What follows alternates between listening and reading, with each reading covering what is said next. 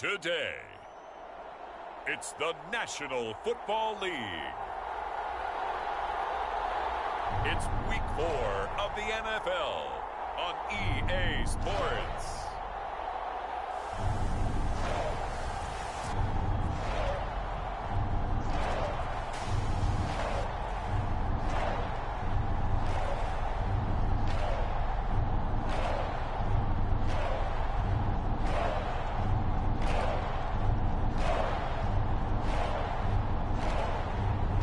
The Minnesota Vikings taking on the Dallas Cowboys. We are pleased as always to be bringing you coverage of the National Football League on EA Sports. Today it's Week 4 and we've got what should be a great one here between the Dallas Cowboys and the Minnesota Vikings.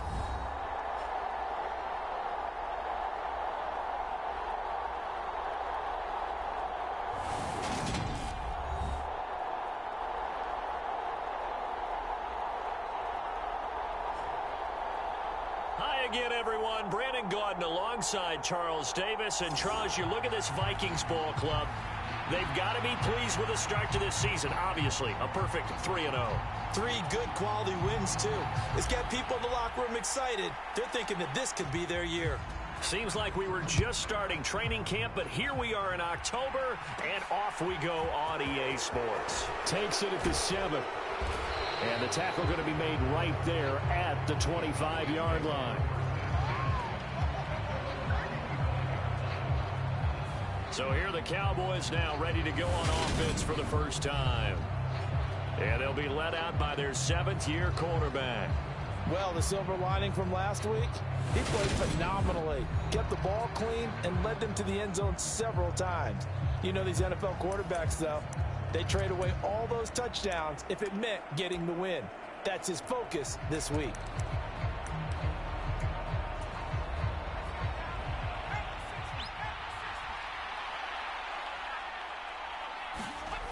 They'll try and start this drive in the air.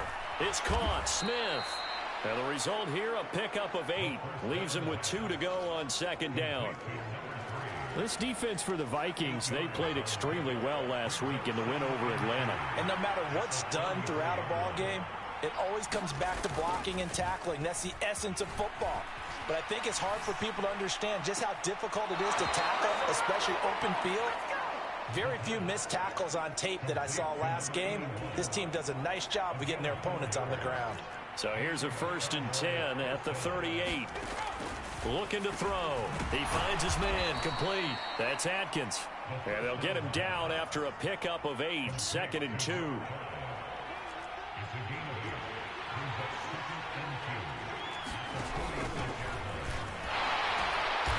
And no room that time. Getting it to about the 46.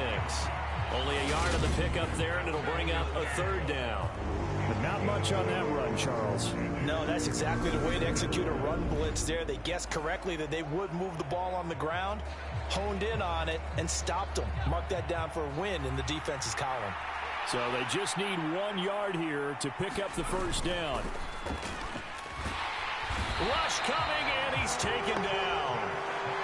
It'll be a loss of 8 on the sack, and it's going to lead him to 4th down. This offensive line has struggled. In fact, when we sat down with the coach, he said it's been in tatters lately. They allowed 6 sacks in their last game. Just gave up another one right there. In tatters, so it sounds a little bit like this right now. Exactly. It's like that paper being ripped. And right now, they've got to find a way to get it back together. Out now comes the Cowboys punter. As the first drive of the game stalls out, he's on to punt. He punted 3 times in the loss last week as he sends this one away. And that hits at the 6 and carries into the end zone for a touchback. So here's the Viking offense making their way out.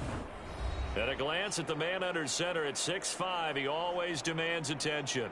And he's playing at a very high level here in this early part of the season. In fact, he leads the NFL in passing yards. Now, that's not always an indicator of success, but in his case, it is. Let's go now. 19 Tiger, 19 Tiger. Throwing on first down, Gary. And he'll protect himself at the end here as he winds up getting pretty decent yardage. The improv on the scramble there gets him 6, and it'll be second down. This early in the game, it's all about making steady progress downfield, hoping to lead to early points. And you can do it with your actual play calls or sometimes something a little more improvised, as we just saw there. To throw on second down, Gary. He finds his man, complete. It's Potter. And down he goes, but he takes it up to the 40. They get 14 there. First down, Vikings.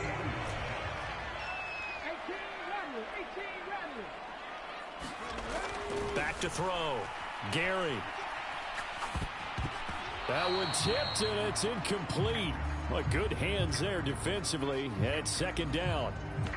The Vikings sit 3-0 here in the month of September. They coming on a pretty good roll here. Winners of 3 straight. And I thought that they played pretty well last week. Their execution, their discipline, their resilience, all on display in that victory. And good running there as he'll take this all the way up to midfield. 10 yards, and it's good for a Viking first down.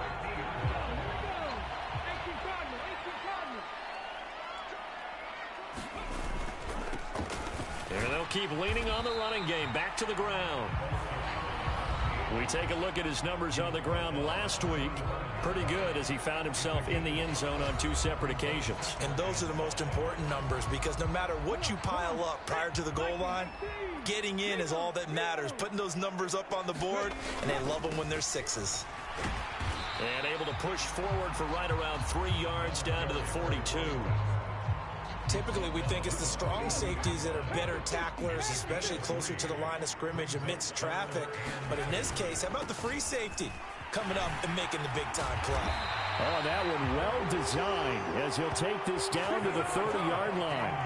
12 yards there. First down, Vikings. Well, there's plenty of real estate for him to maneuver on that run. And let's face it, it shouldn't be a surprise. He's one of the better backs in the league. Had to come into this game with the idea, slow him down. Otherwise, it's going to be a long afternoon.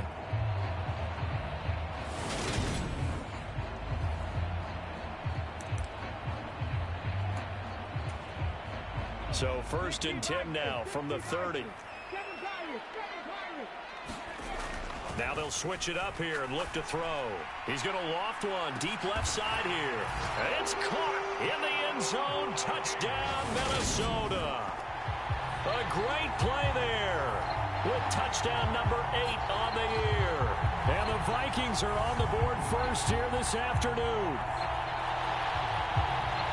An ideal start for them, really. You force the punt, and then you go down and score.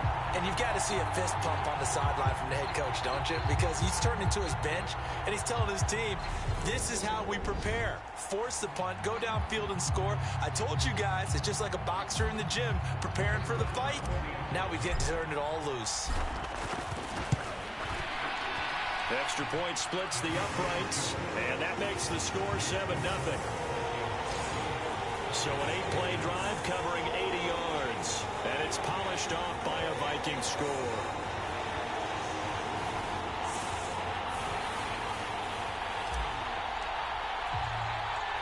Minnesota's kick team ready, and the Vikings boom it away. And they're going to mark that where it went out of bounds. So really good starting field position up past the 40-yard line. So now the possession will begin at the 35 after the errant kickoff. Well, that's certainly one way to avoid a dangerous kick returner, I suppose, but you are giving up extra yardage, that's for sure. Because if you put it out of the end zone, they start at the 25. So at a minimum, you're giving up 10 yards to the offense. And they're going to get this up to midfield.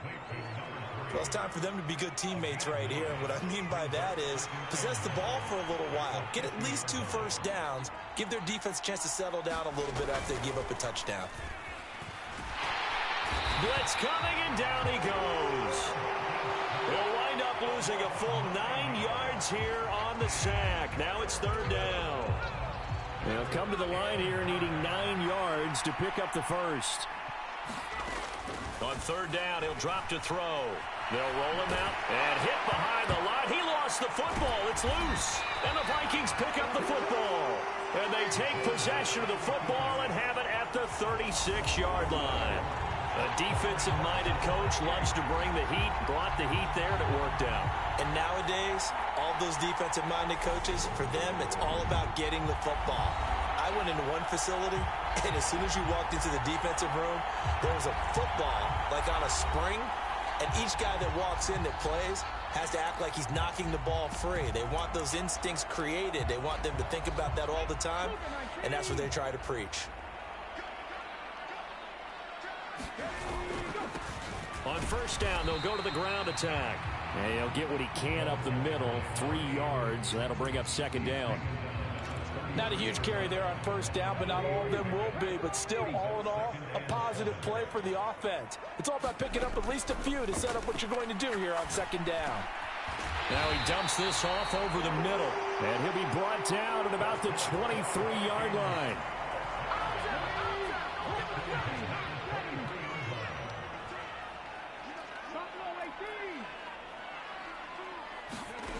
On first and 10, Gary. Touchdown, Vikings. A great effort there. 2 catches, 2 touchdowns here so far. And the Vikings are off to a 13-0 first quarter lead. Week after week, Charles, when we see this offense operate, I don't know, they just seem to get more impressive. They certainly do, and let's face it, it's no surprise they're the best in the NFL in scoring. This team designs things well and executes even better. And here, it only takes a few snaps before they're in the end zone. That's how they demoralize teams. That's how they put them on notice. Point after, right down the middle. And that'll make the score 14-0. 14-0 the score. This is the NFL on EA Sports.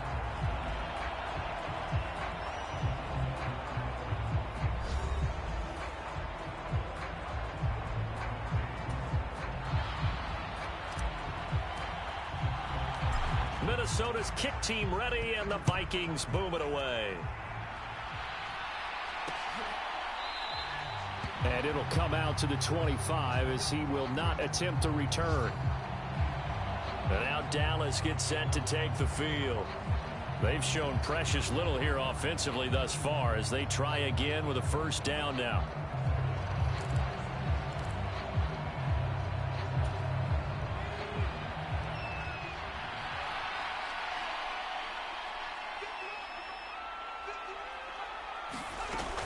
They begin the drive with a run by Murray. And he'll take this ahead for about 4. Second down coming up. The run got 4. Now they deal with a 2nd and 6. They go with Murray again. And he'll be upended at the 33 following a gain of 3. And guess what? It brings up third down. They'll come to the line needing only 2 yards to gain the first here.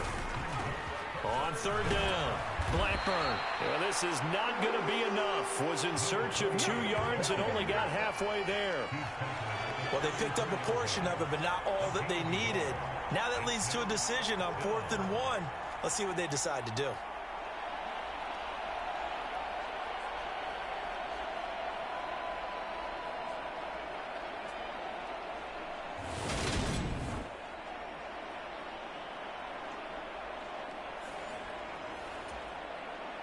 Out now comes the Cowboys punter as he'll kick it away for the second time.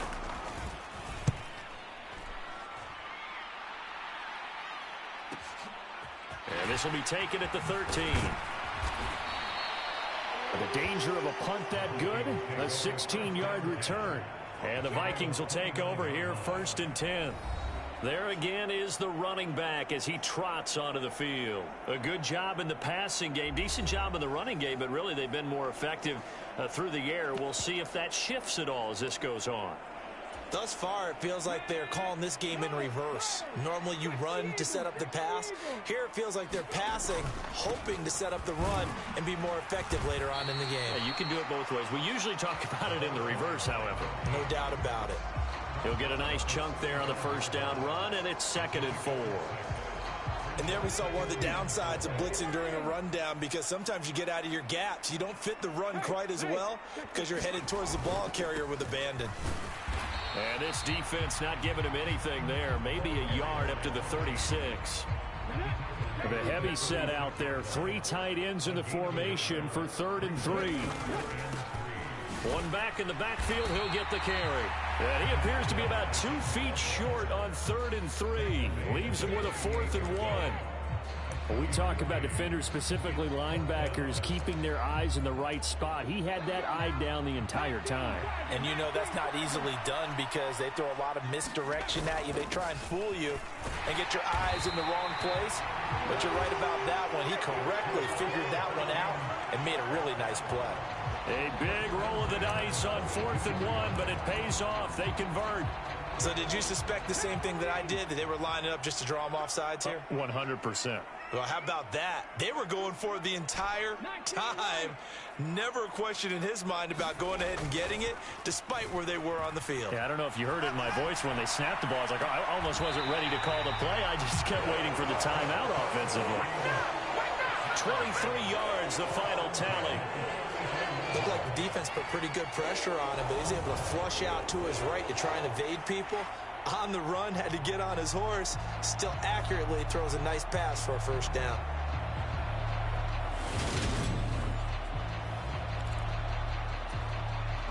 So from Cowboy territory now, here's 1st and 10 at the 34.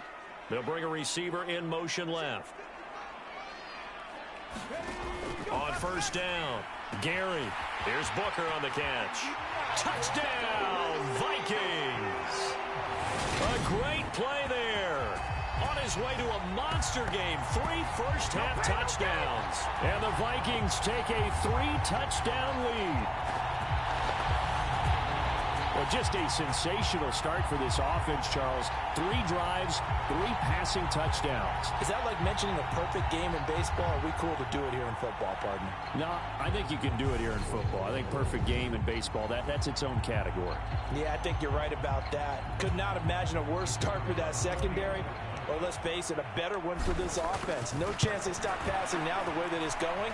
I think they'll continue to press the ball downfield and hopefully reap the same results. Extra point right down the middle. And it's now 21-0.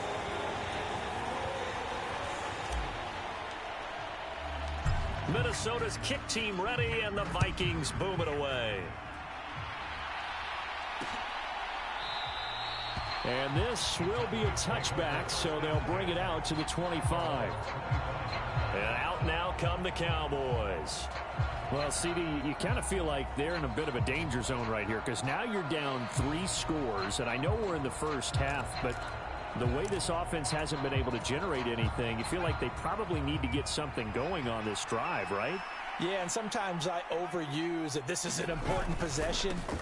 But I think this has to be the possession where they come up with an answer because only a few teams in league history have ever come back from a 4-score deficit. And if they don't score here, that's what they could be facing the next time they get the ball. On any explosive run, you can almost feel the ground shaking, and that's from the offensive linemen creating space for their runners. I had an old coach tell me before, they always told his runners, run around the offensive line in pregame. Get used to the ground shaking so you don't trip and fall when it happens in a game. Here's 2nd and 9, just a yard on that last run.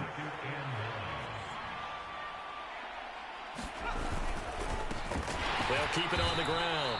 Blackburn, and the running lane's non-existent in this first half as they'll stop him behind the line. They wind up losing a couple there, so they go behind the original line of scrimmage, and now 3rd and 11 coming up. With his size, he's a tough man to bring down, but they do a nice job there stopping his progress and not allowing him to get back to the line of scrimmage. This offense so far on 3rd down, 0 for 3 to this point. They could use a conversion. This is 3rd and 11. Now a shotgun snap as they'll look to throw. And this one complete to Smith. And this is going to turn into another 1st down as the tackle is made at the Vikings' 41-yard line. 2 minutes remaining in this first half of football. That's a 3rd down conversion to 24 yards there. Nice play. This offense finding its legs now. Here's another 1st and 10.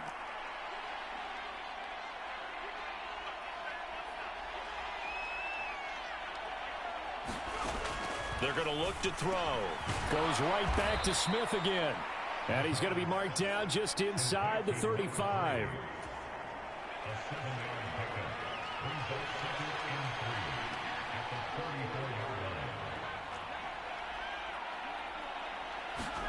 Second and 3. He finds his man, complete. It's Fernandez. And they'll work this down inside the 30. Many different ways to create space, but on that play, he did it with that big, wide body of his. Didn't get a whole lot of yardage on the play, but it did what it was supposed to. Pick up a first. This time for Smith, and it's intercepted. And the Vikings are going to get it back here just past the 35.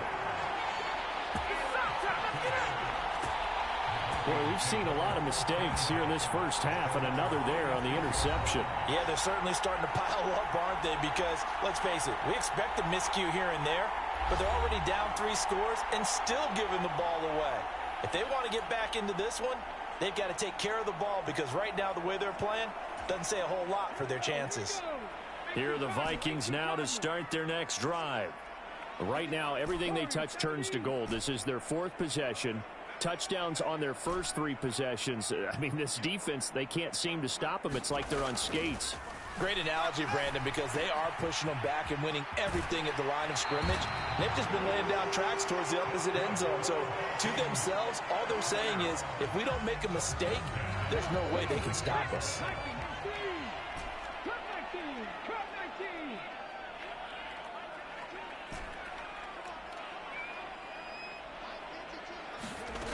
Throwing on first down, Gary.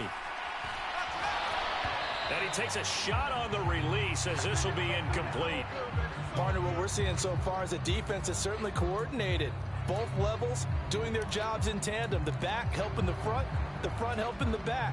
The pressure got home on that last play and forced him to try and throw through contact and short of the sticks.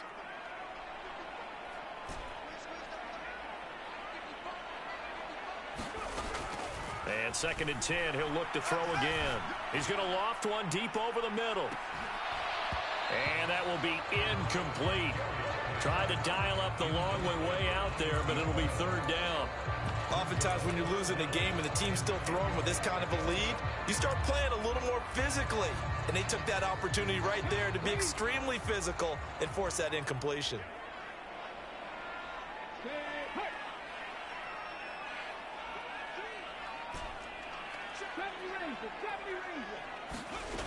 They'll look to throw again.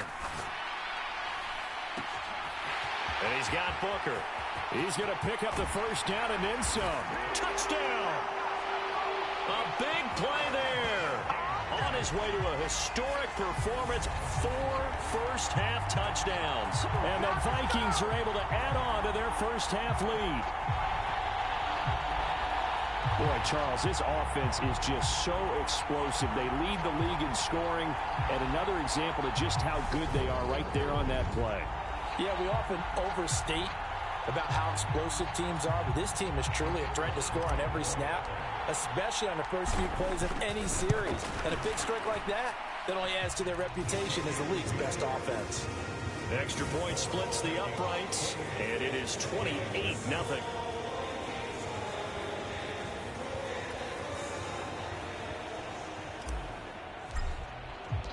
Set now to kick this one away, and off it goes. And no effort to bring this one out. It's a touchback. The Cowboy offense going to head out now late in this first half. Things for them, just to put it bluntly, man, it has been tough sledding here in the first half, facing that big deficit. The clock is dwindling now. Maybe if they can get something on the board here before intermission, they'll have at least a little momentum heading into the second half. Trying to shake off the interception, he'll look to throw. This is Smith with a grab. And past the 40 before he's out of bounds. That play going for 16 yards to start the drive, first down.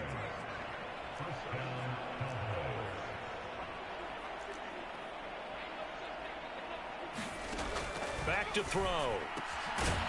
Firing quickly here, and that's complete. Now the Cowboys going to burn the first of their timeouts as they'll stop it with a little over 30 seconds to go in the first half of play. 2nd and 4. The Vikings after him, and they get there for the sack. Now another timeout called for by the offense as they'll stop it with 27 seconds remaining here in the second quarter. A tall task ahead of him here, needing a full 15 yards to move the chains. Now on 3rd and long, they'll look to throw. He finds his man, complete. It's Atkins. And he'll be out of bounds after getting this one across the 40. Out now comes the Cowboys punter as he'll come on to kick this one away.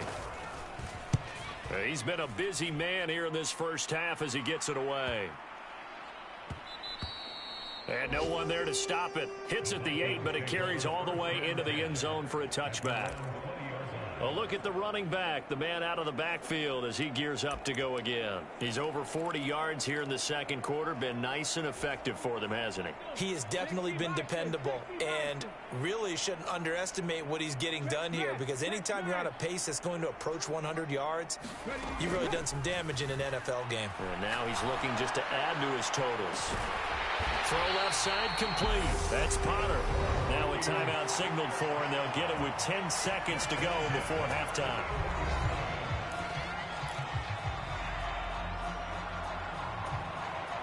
Took just one play to move all the way to the 44 as they try again on first down. From the shotgun, he'll look to throw. Now he's going to throw deep back over the middle. And it is incomplete. Good positioning there downfield to break that one up. This secondary has been roasted in this first half, but they get a measure of revenge there. Nice play on the deep ball. Yeah, they're going to need a few more plays like that in order to get their confidence fully back, but that's one step in the proper direction. An incomplete pass on first down. That leads to a 2nd and 10. The final shot before break. Gary flushed out right. He finds his man, complete. It's Logan. And he's going to have another first down here as the tackle's made at the Cowboys' 40. So we've come to halftime after a very one-sided beginning to this one. As we'll head down to Orlando, that's where we find our man Jonathan Coachman at our EA Sports Halftime Report. Coach. All right, Brandon, thanks very much. A lot to get to here as we say goodbye to September and take a look around the NFL here on this first day of October. We'll get started up at Ford Field. The New York Giants in town to take on Detroit. And in the late stages of the first half, it's the Lions who are out in front. The Lions locked in a tight one, but this is a game you feel they've got to have. From there, let's get over to Arizona to check on the Cardinals at home in Glendale. And that one's gone to the half with the visiting Bears on top. The Bears looking to sew that one up, and they look to be in pretty good shape. Finally, let's get up to the place they call Titletown, Green Bay, Wisconsin, to see what's happening with the Packers. As you can see, the score there in the second quarter. The Black Knights trying to gut this one out, as it would be a good victory for them if they could get it. Meanwhile, our game has been a boat race, very one-sided to this point. And for the call of the second half, let's get it back to our commentating team, Brandon Godden and Charles Davis.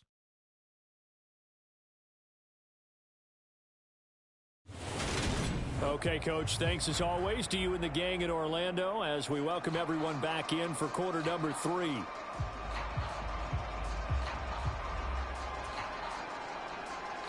The Vikings have to like their position. They've got the lead. They get this football as well as we are back and underway for the second half. From a couple yards deep, he'll bring it out of the end zone. And they will wrangle him down a couple yards shy of the 30.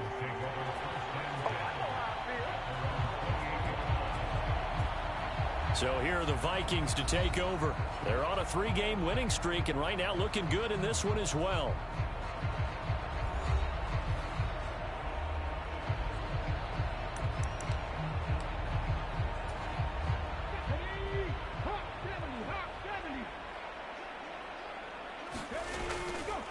They'll start on the ground here on first down. And he edges forward, but only gets a pair of yards out of it. And it's second down.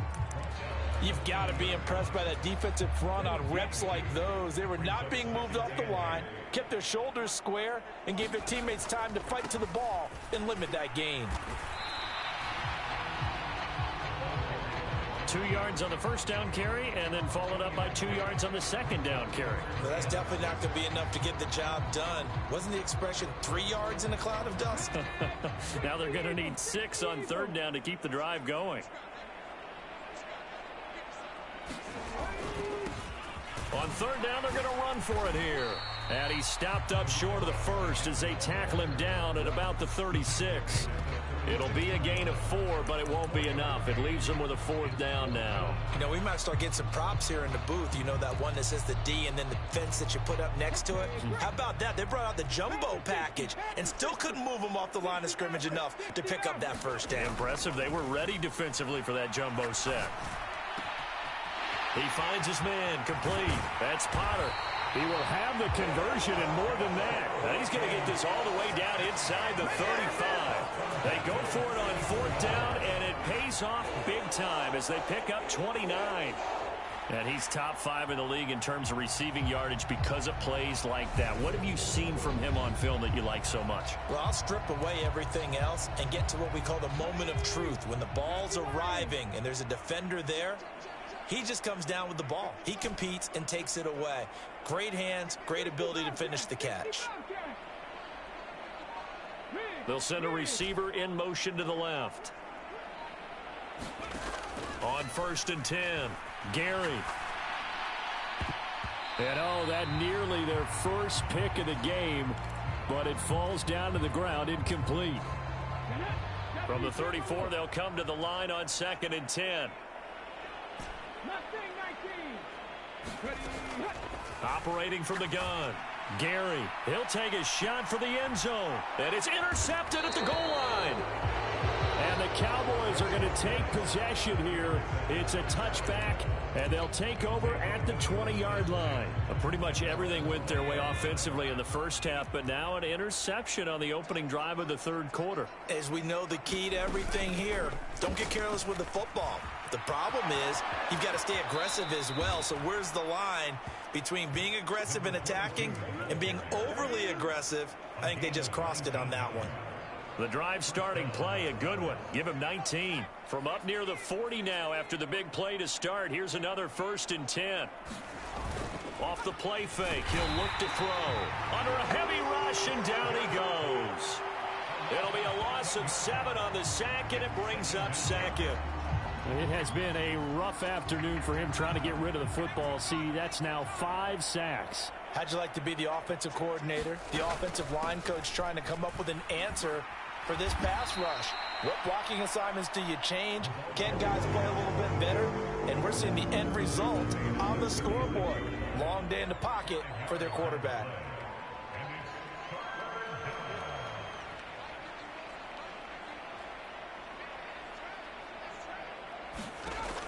Now back to throw. Escaping the pressure right.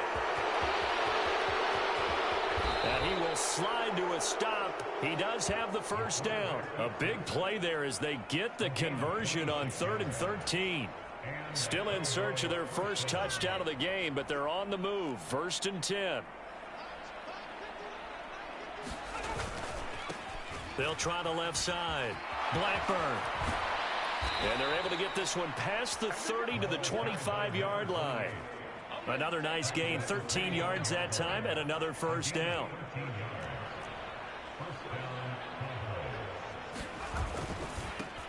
They'll keep it on the ground.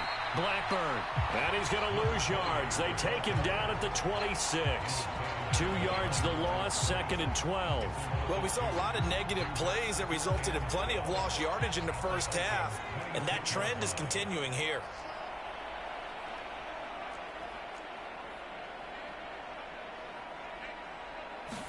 Here we go on 2nd and 12. Quick hitter here, it's complete. And he's brought down inside the 20 at the 18-yard line. You can see the time and effort and thought that they put into their passing game because it was evident right there. It looks like a simple pitch and catch, but you and I both know that they have planned for this and worked hard to make. Touchdown, Cowboys! A great effort there. His first touchdown on the year. And the Cowboys are able to cut into that deficit. Now the extra point.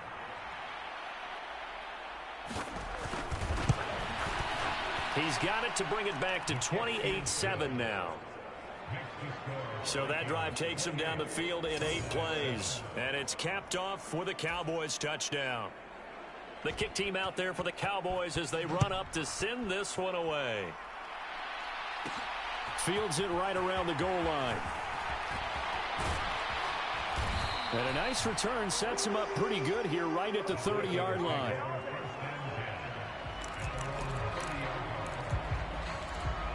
Minnesota's offense takes over possession as this offense takes the field against CD. Remember, last drive, they were moving the football, but then they threw that costly interception, so we'll see if they can right the ship here on this drive. And doesn't that just sum up football? We see it all the time, don't we? The defense goes from losing the battle to making a huge play and stealing the momentum. So you know they're riding high right now, and they're ready to challenge this offense and that quarterback one more time. And we'll see if the offense is up for that challenge here as things start to get more interesting here in this second half. Not his best throw there, but where we sit right now in the third quarter, he's had a pretty good game throwing the football. He certainly has, and it's not exactly at the point where we're doing 4-minute offense yet, but they've got to think about, I'm not going to say milking the clock, but understanding clock management here on out. He finds his man complete. That's Potter. And they get him down, but not before he takes it across the 40-yard line. It's a gain of 11 as the Vikings pick up the first. This is just more of the same. This defense has had no answer on a lot of these throws. They've let these receivers run wild, and here's another completion for good yardage.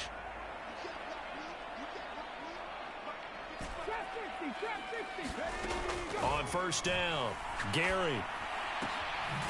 And a quick throw here, that's complete. And he'll be out of bounds up near the 45 at the 44. They'll give him 4 yards there, and it'll be second down. And we've seen him have success earlier on with the ball in his hands because he is a get it in space and make a play kind of a receiver. But that time, they closed on him quickly and held him to a short gain. 19 tight, 19 tight. They'll stick with the passing game as he looks to throw. Oh, the ball comes out on the hit, but they'll say it's incomplete. I think he had to unload that one before he wanted to. He was right up in his grill. I think he was a dentist there without a license, don't you? Just not enough time for the play to develop. Just lucky it wasn't a fumble, really. So after the second down incompletion, they'll come up now against a 3rd and 6. Back to throw again. And that nearly intercepted. Boy, for a guy known for his hands defensively, that's a ball he probably thinks he should have come up with. But instead, it's 4th down. Sometimes the game is pretty simple. Put a few extra defensive backs on the field, give them nowhere to throw the football, force the incompletion, and get off the field on 3rd down. They'll send a receiver in motion to the right. They're indeed going for it as they look to throw. And this is caught, but they say out of bounds. That would have been a first down, but he couldn't stay in, and as a result, they're going to have to give up the football.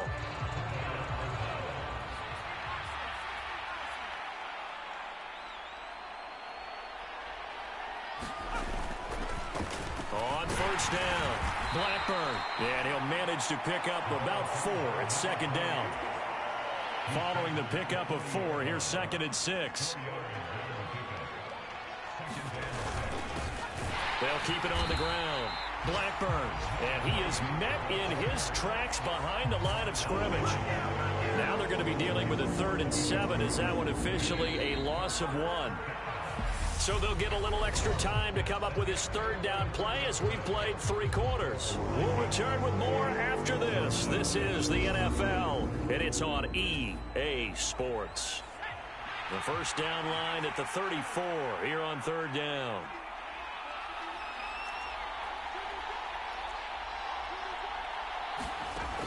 They'll drop to throw. And that ball incomplete, nearly intercepted. Took a chance with that one. It'll lead to a 4th down. And that's another play that's painted the picture of this game overall. It's been a blowout. It's been continually fueled by big turnovers and stops for one side and an inability to advance the ball from the other. As expected, they're going for it to keep the drive alive. And it's incomplete. They cannot convert, and they turn it over. The Cowboys here unable to convert on 4th down. And the Vikings defense is going to get the football back. So the defense has to stay out and get one more stop. They were able to do it, forcing the incompletion. So on their record, that goes down as a successful play. Doesn't matter how they got there, how it happened. They got it done. They're the ones that are jubilant. Good starting field position for them here as they come up 1st and 10 at the 41-yard line. They'll start this drive out on the ground. And he'll be pretty well stopped in his tracks. Give him a yard up to the 42. Brandon, I've got to think this offensive line has got some smiles on its faces. And I know it sounds crazy, but they practiced for this back in training camp. They knew they'd be in situations where it'd be extra defenders in the box coming after them, trying to keep them from locking down a game. Right now, they want to show the world they're up to the challenge. Give him 3 on the run there. Now they're looking at a 3rd and about 5. They'll need 5 on this play to move the sticks. Hands it off out of the gun. And oh, he's just going to be short here, barely. Maybe by a half a foot. It'll be 4th and inches. This late in the game, Charles, I think you maybe seriously have to think about going for it. Especially where they are in terms of field position, because this is almost like no man's land. Might hurt your punter because there might not be enough space, maybe too far for your field goal kicker. I'm like the old rule. Possession is 9/10 of the law. Possession is 9/10 of winning the game. Go for it, get the first down, close it out. So signs of life in what's been a dormant offense in this second half. Here's 1st and 10. Off play action. Gary eluding the pressure right. He's going to let this go. Back of the end zone. He's got his man. It's taken in for a Viking touchdown. A great play there. 43 yards. And the Vikings are going to be moving to 4-0 as they extend their lead. And you wonder now if he might be able to remove the helmet, put on the baseball cap, and watch the rest of this one from the sideline. His 5th touchdown pass of the game. Say that again. Did you say 5th touchdown pass of the game? Yes, sir. Boy, that's a heck of a performance, isn't it? Because they've had no answer for him at all game long.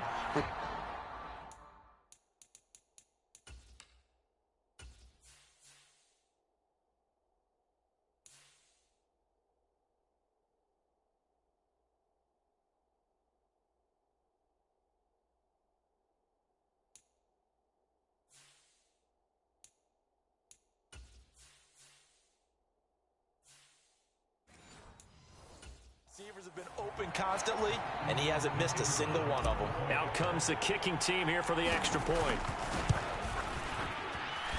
And he's been a busy man, 5 for 5 now as he knocks another one through to extend the lead. The drive summary that time, 5 plays. And it all culminates in a touchdown for Minnesota. Minnesota's kick team ready, and the Vikings boom it away. And that'll carry over the back line of the end zone for a touchback. Dallas offense set for this next drive. And they unfortunately are staring at a mini losing streak developing, trailing here in the 4th quarter. This would be their 3rd straight defeat.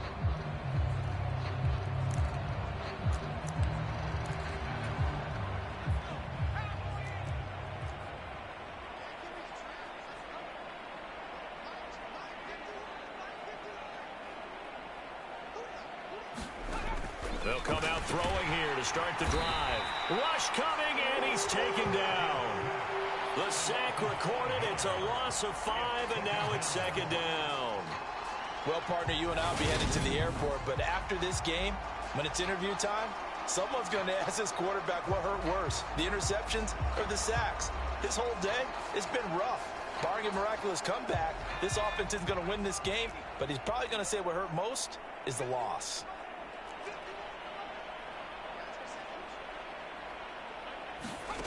2nd and 15. Firing quickly here, and that's complete. They'll get 9 there as that sets them up better for 3rd down.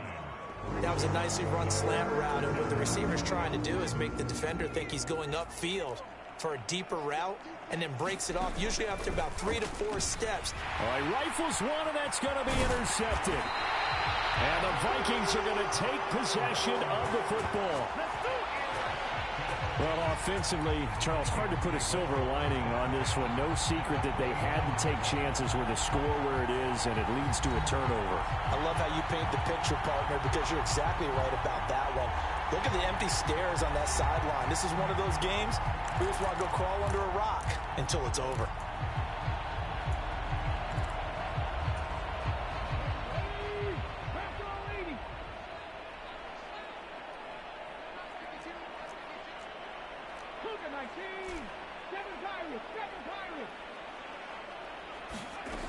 Throwing on 1st down. Gary. It's caught in the end zone. Touchdown, Minnesota. A great effort there. 29 yards. And the Vikings are about to make it 4 straight as they add to this 4th quarter advantage. Well, when coaches come into a game preaching total team effort, CD, I think this is the type of ball game that they're dreaming of.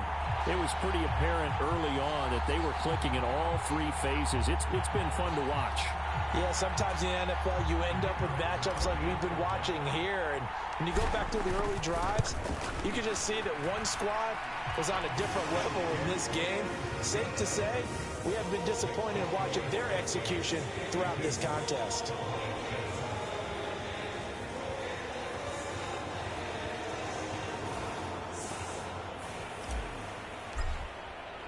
The kickoff unit is out on the field, and they will send this one away. And this will be a touchback as that sails over the end line. Here's the Dallas offense now heading back out onto the field.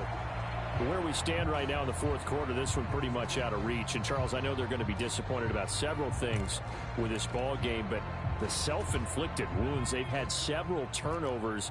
You would have to think that's going to be something they're going to discuss heavily in the film session in the coming days. You're absolutely right about that, partner, because they're going to have to sit in that film room and watch every error that they made and figure out how to not do it in the future. And mentally, I think a lot of the guys are already starting to think about, okay, how do we put this behind us and get better for the next time out?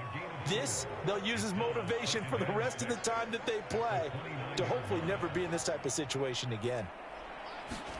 2nd and 6. Got his man complete over the middle. That's Murray. And he'll be brought down right around the 37.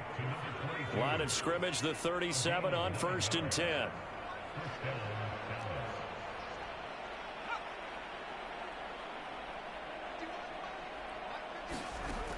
They'll look to throw here. And oh, this is taken in one-handed. What a catch. And he'll have it past midfield almost to the 40 before being taken down. A good pickup there, 21 yards. From Viking territory now, they'll come up 1st and 10 at the 42-yard line. Again, he'll drop to throw. And he's going to be intercepted a 3rd time. And the Vikings are going to take over at their own 41.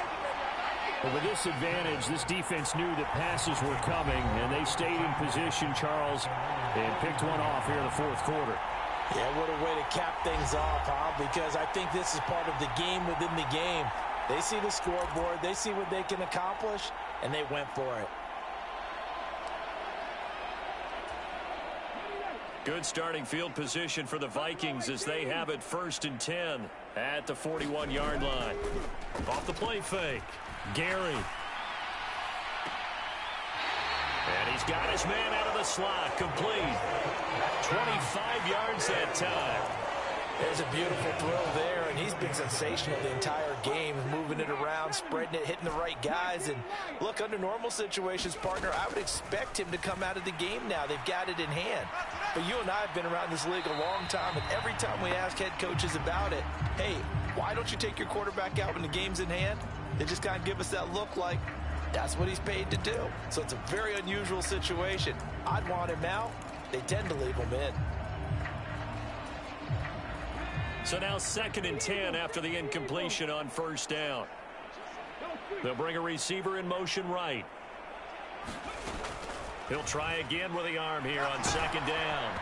And he'll be hit as he releases it, and that'll fall incomplete. Well, big here in the 4th quarter, up really big. That pass and incompletion, I don't think they needed the completion, but Charles, this is an offense right now that they're just having fun. They're clicking on all cylinders. Yeah, you're right. They didn't need a completion. They certainly don't need any more points, but they're not going to turn them down. They're going to continue to run what they have in their playbook, and they still want to run it efficiently.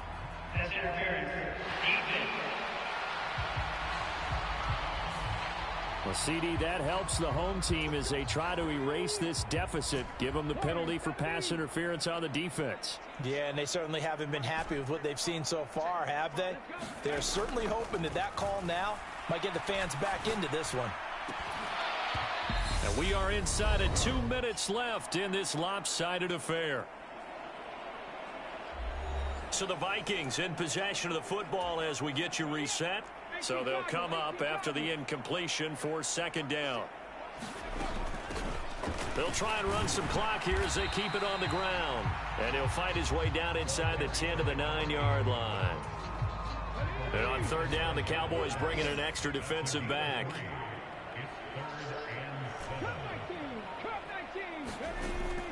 Looking to throw. Gary. And give him another 6. It's caught for a touchdown, and the blowout continues. Starting to really smell a 4-0 start right now. You can't ask for a better first quarter of the season than that. And you're not supposed to look ahead, but guess what? You're going to? They have to. Because when you get to if you get to 4-0, you're not just thinking playoffs now. You're thinking about, okay, this team has the capabilities of winning a Super Bowl. They could very well be the best team in the NFL at this moment. I think they played the best. I mean, there have been a few hiccups offensively and defensively, but probably the best team we've seen, right? And has the ability to get better. Point after, right down the middle. And this one was over a while ago as they just add on to that big lead.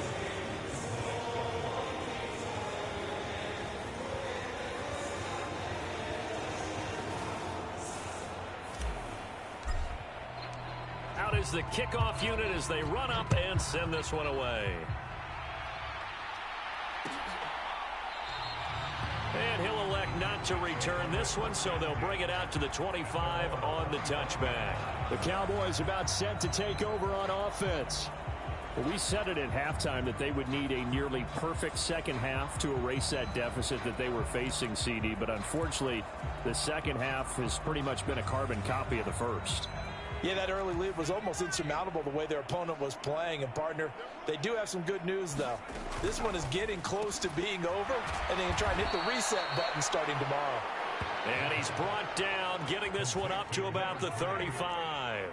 Ball up to the 35 now as they come up on 1st and 10. Oh, he dropped it. And that's pretty indicative of the way this one's gone. Here's 2nd and 10 now from the 35.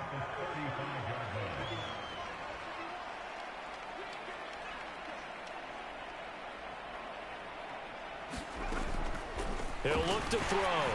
Pressure coming from the Vikings, and they get there and bring him down. He'll go in the books as a 7-yard loss on the sack, and it's 3rd down.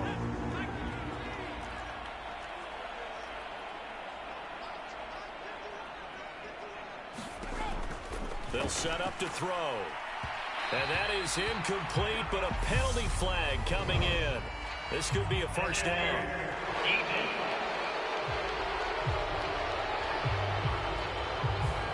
Well, the crowd doesn't like that. Was going to bring up 4th. Now it's 1st. They don't like it at all, do they? It brings them back into it, but really not in a positive way. Now they're angry. That can jangle a team a little bit as well. Pass interference ruined that series of downs for them.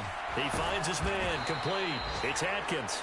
And that'll be good for 8 yards to the 45. Well, this was a blowout supported by both sides of the ball today, Charles. It would be easy to look at the offense and say, man, they were clicking, and they were, but don't forget about the effort by this defense as well. Yeah, they weren't going to let up just because the lead was safe. They wanted to play as big a part in this game as their offense did in making this blowout. They needed to be noticed as well, and they played accordingly.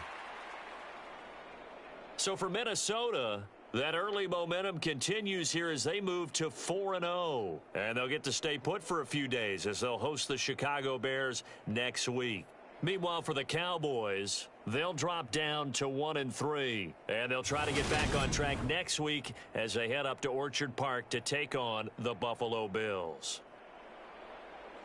And for Charles Davis and our entire crew, I'm Brandon Gaudin. You've been watching the NFL on EA Sports.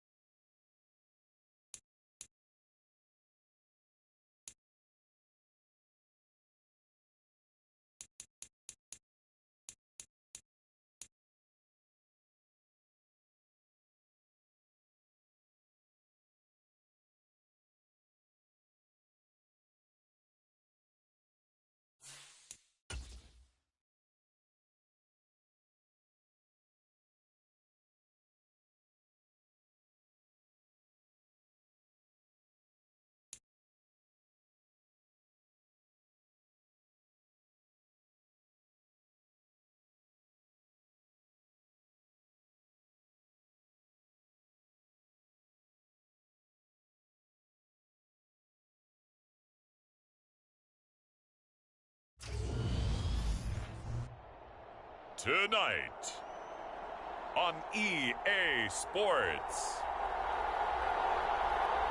it's Week 5 of the NFL on EA Sports.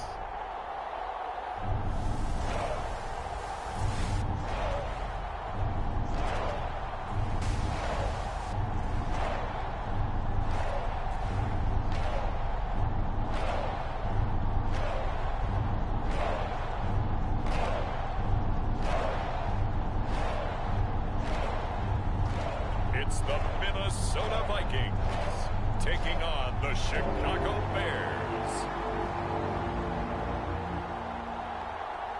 EA Sports coverage of the National Football League is on the air. Tonight we start Week 5 with a primetime matchup between the Chicago Bears and the Minnesota Vikings.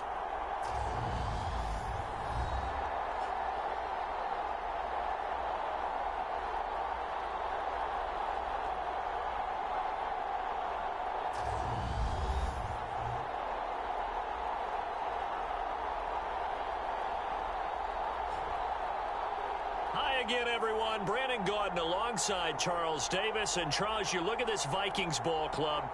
It's been all systems go in this first month. They're off to a 4-0 start. And it's got folks believing that this is a team that's built to go all the way. You can't win the Super Bowl in September, but they're telling everyone that they're going to be there in the end.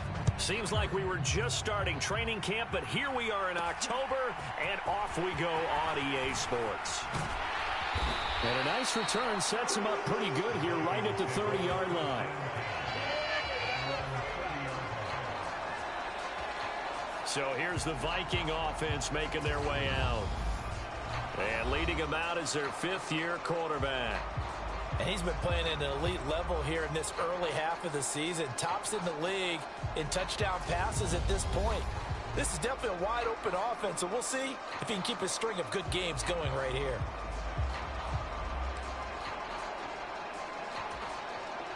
So 1st and 10 now from the 30. They'll start this drive out on the ground. And he's going to get a solid gain of 9 before being brought down. Second and right at a yard. The numbers for him from a week ago. 17 carries, 73 yards. Well, obviously he didn't have a great deal of time between games, having to turn around on a short week and get ready for Thursday night football. But he said in pregame he was feeling pretty good and felt more recovered from last week's contest than he would have expected. Didn't seem to think this short week was going to affect him much as he chases a big performance here in prime time. A gain of 5, good enough for the first down. The Vikings are the perfect 4-0 to start the campaign. They've been playing their best football of the year, winners of 4 in a row. And the offense last week, they certainly have things humming because if you can run up 40-plus points a game, you certainly take a lot of pressure off of your defense, and you're not going to lose very often. Looking left side, and he's got a man. That's Logan. They get 14 there. First down, Vikings. And early on, they're picking up right where they left off last week. And I know a lot of coaches say each game is its own. You don't really have carryover. This feels like carryover. So much confidence from the previous game that they're using to their advantage now. Now a throw for the left sideline, and he's got it. And he gets us down inside the 35 before going out of bounds. So they'll get 8 out of that completion, and that'll bring up a second down in just a couple. Back to throw. Gary. Flush to his right.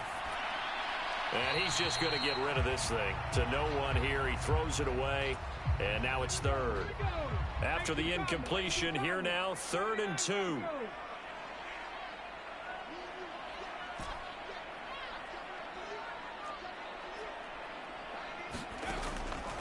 Looking to throw. Gary, he finds his man, complete. That's Potter.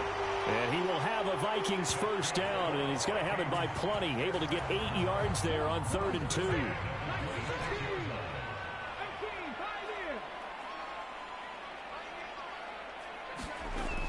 Back to throw. Gary. Flushed out right. His throw caught at about the 5. And they do get him down, but not before he's able to slip it inside the 5-yard line.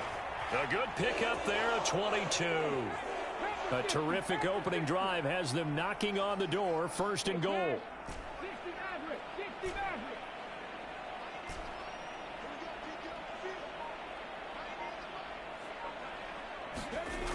Looking to throw.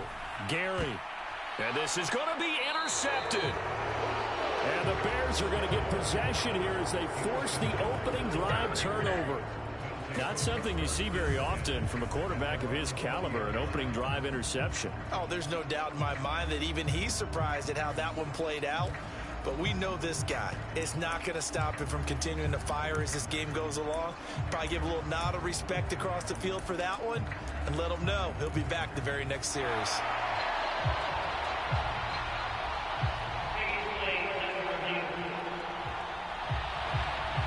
The thing that they'll be looking at is a spot of the football, and this is always such a tough one for officials to get exactly right. Not just because of how fast the game's going, but just trying to get the right sight line to the football. That's not always easy. We'll see what they decide here.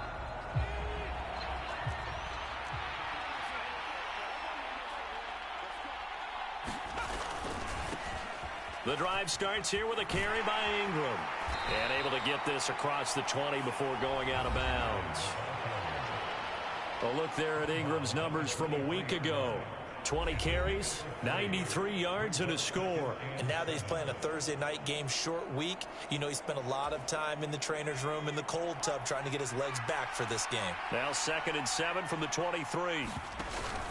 Off play action. Lincoln. The Vikings after him, and they get there for the sack. They get to him for a loss of 4, and it brings up 3rd down on the sack. Backed up here, tough spot, needing 11 yards to pick up the first. On 3rd down, Lincoln. And he'll find Hall. And he's got room. And they're going to get this beyond the 40 before he's taken down. How about 25 yards on 3rd down? They'll take it.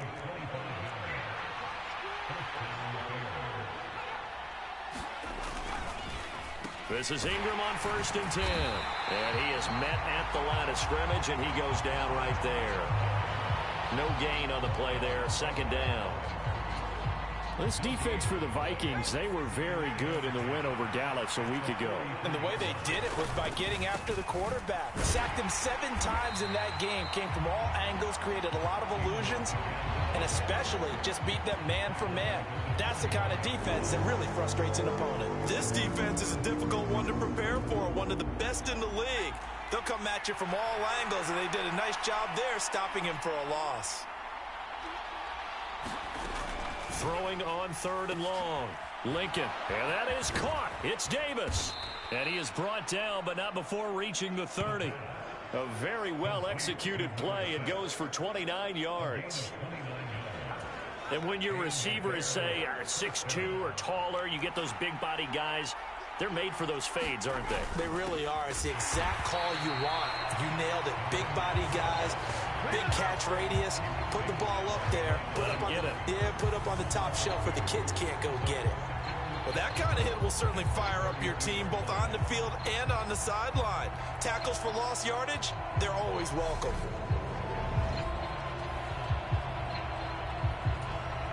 A rare misstep on that last play because the drive has been strong, but now it's 2nd and 12.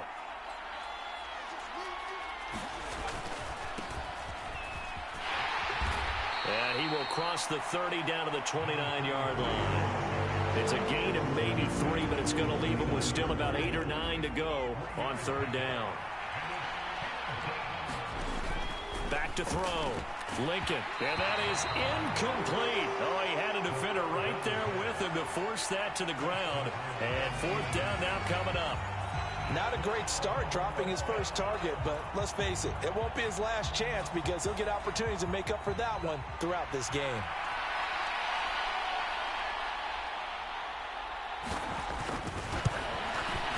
And his kick is right there. It's good, and it's 3-0. The Bears hit the scoreboard first. A lot of energy in this building tonight, but the opening drive produces 3, maybe quiets them just a bit, at least momentarily. Just a little, right? That's all you're asking for, right? Things just getting started.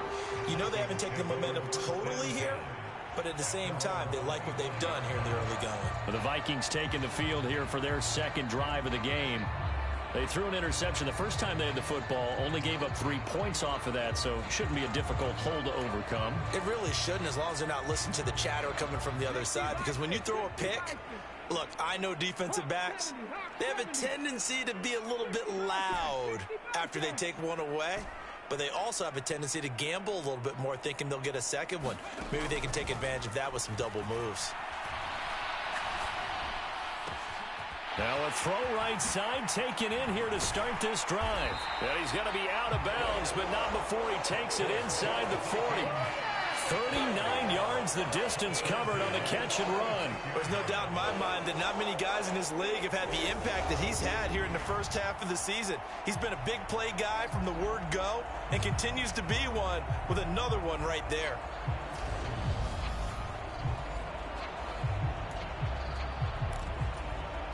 So how about that for a chain mover? They're all the way down inside the 40 now for 1st and 10.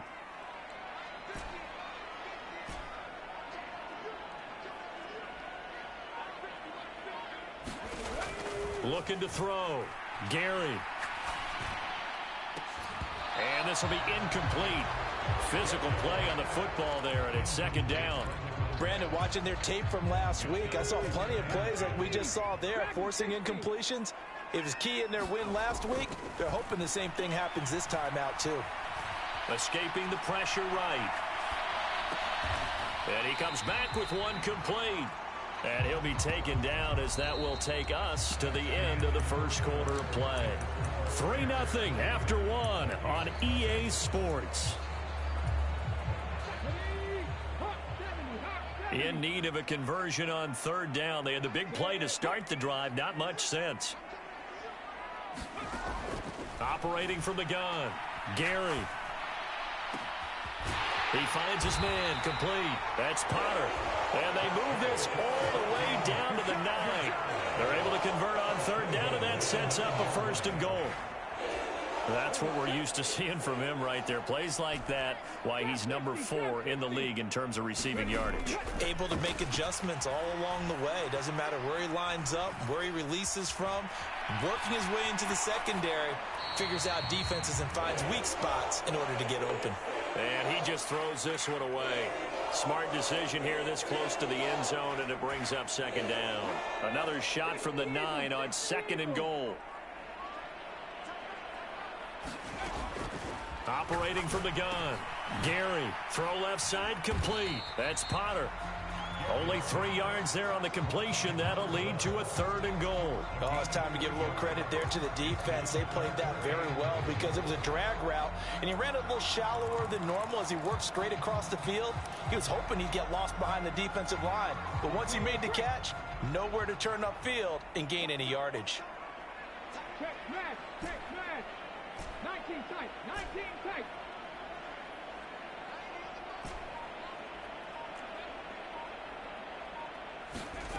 They'll look to throw on 3rd and goal. Toward the back corner of the end zone, but he could not get the feet down. This will wind up incomplete. Brings up 4th down. Solid coverage by the Bears D. What an excellent defensive stand there in the red zone. Nice tight coverage. They certainly recognized how important it was to bring up 4th down here.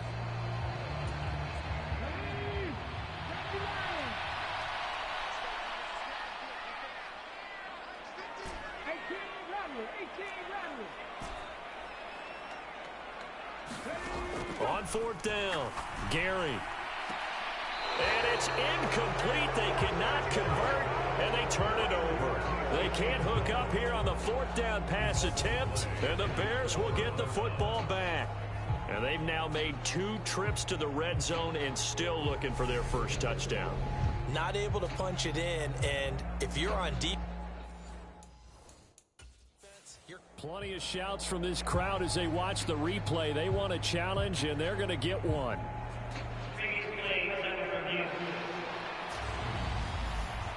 They're taking a peek at whether or not those feet were in bounds, and obviously a big call here in the end zone. And not just the feet. How about the hands? How's the ball possessed while the feet are hopefully getting down in bounds? That's what they're trying to look at to see if it all comes together.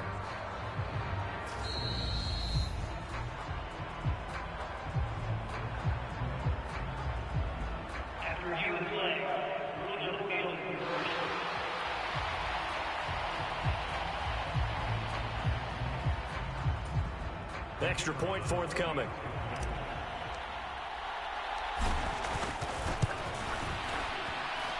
And this is up and good to make it 7-3.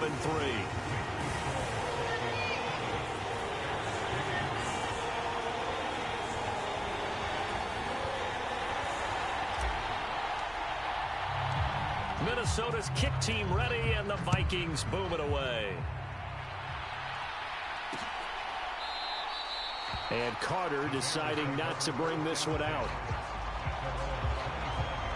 Chicago works their way back onto the field here for their second drive of the game. As mentioned, this one of the hottest teams in the NFL, riding that winning streak into this one, but now playing here on Thursday night. Do you think that this helps or hurts their momentum?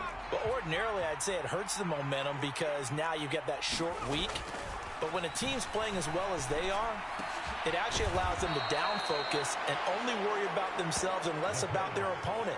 So when you're playing well, you just worry about the things you're doing well and let the opponent deal with that. Off the play fake, Lincoln. And he can't find anywhere to go with it, and he goes down. They'll wind up losing a full 9 yards here on the sack. Now it's third down. Chalk that one up to bad acting, I guess, because they certainly failed to sell the handoff, and the pressure stayed keyed in on the quarterback. No Oscar awards for this offense, just a loss of yardage. The Bears on third down. They've been okay, 2 for 3 thus far. This is 3rd and 10. Back to throw. Lincoln, he finds his man, complete. It's Riley. And they're going to get him down well short of the first as he can only get this to the 30. So give him 5 yards there on the pitch and catch. And that'll bring up 4th down. Here comes the Bears punter now as he's on to punt for the first time tonight.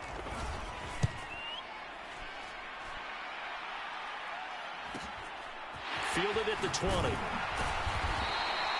It's a net of 40 there. Punt of 48 and a return of 8. And it will be Vikings ball, 1st and 10. And now out comes Minnesota. A long drive last time out for this offense, Charles. If you remember, they started basically in the shadows of their own end zone, marched it down the field, and a lot of that was through the passing game. And, partner, as a former defensive back, I'm having almost a physical reaction watching what's happening right now. But let's give credit where it's due because they've done an excellent job moving the ball through the air. Secondary getting picked apart pass by pass. Obviously, they need to make some adjustments there on the back end. Yeah, because offensively, we know that they're not going to be shy about throwing that football.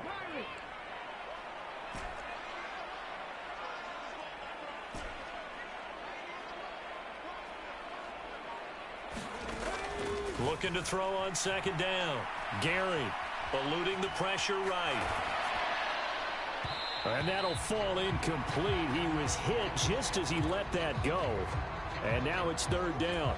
Partner, I think he's got to be careful as he continues to try to extend plays because he's already been intercepted in this game. And the coverage, they continue to challenge all of his receivers downfield. And this time he's got the hook up. It's complete. And he's stopped up short of the first as they tackle him down at about the 36. And that's good for a gain of 6. And that's going to make it 4th down. They'll try and run for it. And some room. There he goes left side. Past the 20. Touchdown, Vikings. A big play there.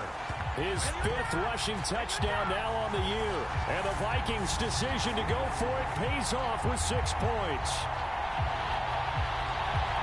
That certainly went against the traditional ways of playing football, but who cares? Look at the result. Big touchdown. They went for it on their own side of the 50. So there's conservative, there's aggressive, and there's really aggressive, which is what we just saw there. Tip of the cap to them.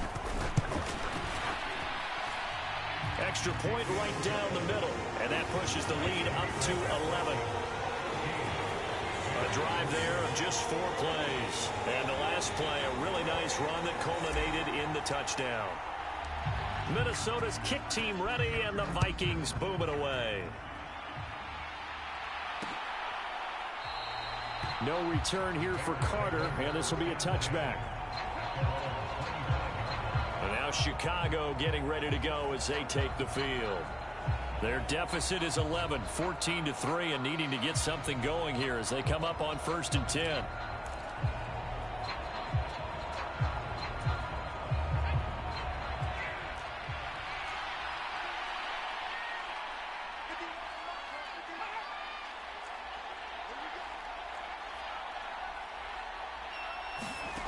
Throwing to start the drive. Lincoln. And that throw behind his man. He missed him. Incomplete. To this point, I've been impressed with the work defensively. They have not allowed a lot of receivers to run free. And there's another example, another incompletion. Back to throw now on 2nd and 10. And that one going to be off target and incomplete. They have to like what they've done defensively here at the outset of this drive. They forced a couple of incomplete passes, bring up a 3rd and 10. Don't be surprised to bring a little pressure on this snap. Over the middle, complete. It's Ingram. And he will have the Bears first down as they're able to get the 3rd down conversion. And I like the idea here. Get the ball in his hands, even if it's in the passing game. 3 catches a week ago, and he does a nice job here to pick up yardage. Oh, he's got a little daylight. And he is out of bounds inside the 35. Good yardage as he rumbles for 24 and a first. I think they like this drive a little bit better there, partner. Running game helping out, picking up some of the slack. Because remember the last drive, they went 3 and out. This offense finding its legs now. Here's another 1st and 10.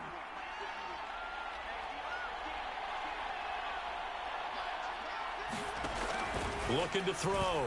Lincoln. And the timing a bit off that time as that one falls to the ground. It sort of looks like they stopped some fight in them on this series because it seemed like things were headed for the red zone. But if this defense gets 2 more stops, they can keep them out of that area.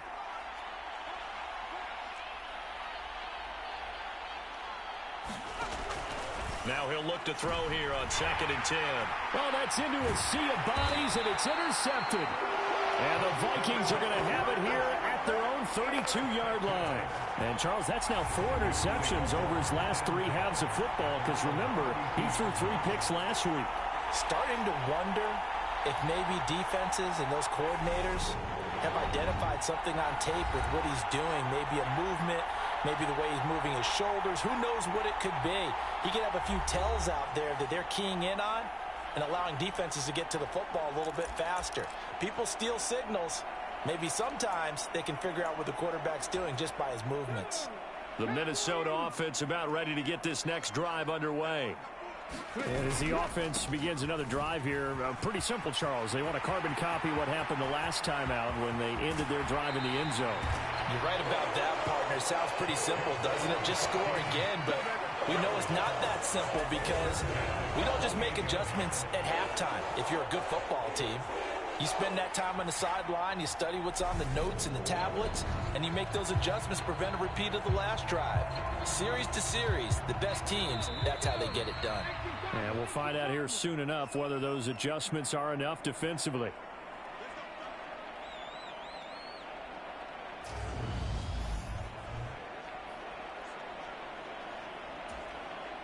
Come on.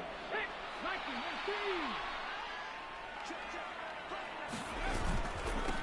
Right back to him on 1st down. And he's going to get a solid gain of 9 before being brought down. 2nd and right at a yard. The last run got 9. That leaves him with 2nd and a yard.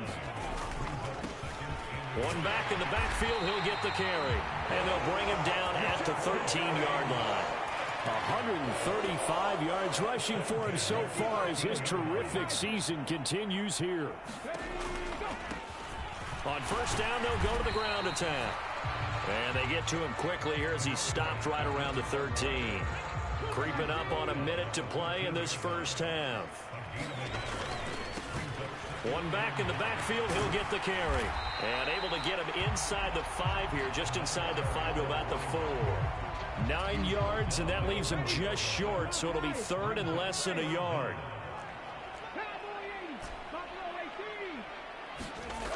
Back to throw. Gary, he's got his man. It's taken in for a Viking touchdown. A great play there. With a lucky number 13 touchdowns now on the year. And the Vikings will extend their lead in the final minute of the half. CD for them, this has just been an offensive explosion here in the second quarter. Yeah, held scoreless in the first quarter. Now they find the end zone again here in the second. Sometimes you just have to have some patience. A lot of people think it's always an adjustment. You have to change what you're doing. Sometimes you just have to do your game plan just a little bit better. And I think that's part of what we're seeing here. Extra point splits the uprights. And the lead is up to 18 now.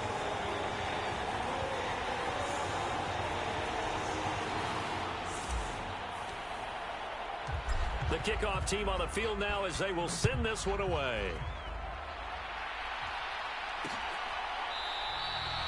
And Carter deciding not to bring this one out. But the Bears going to take over now late in this first half.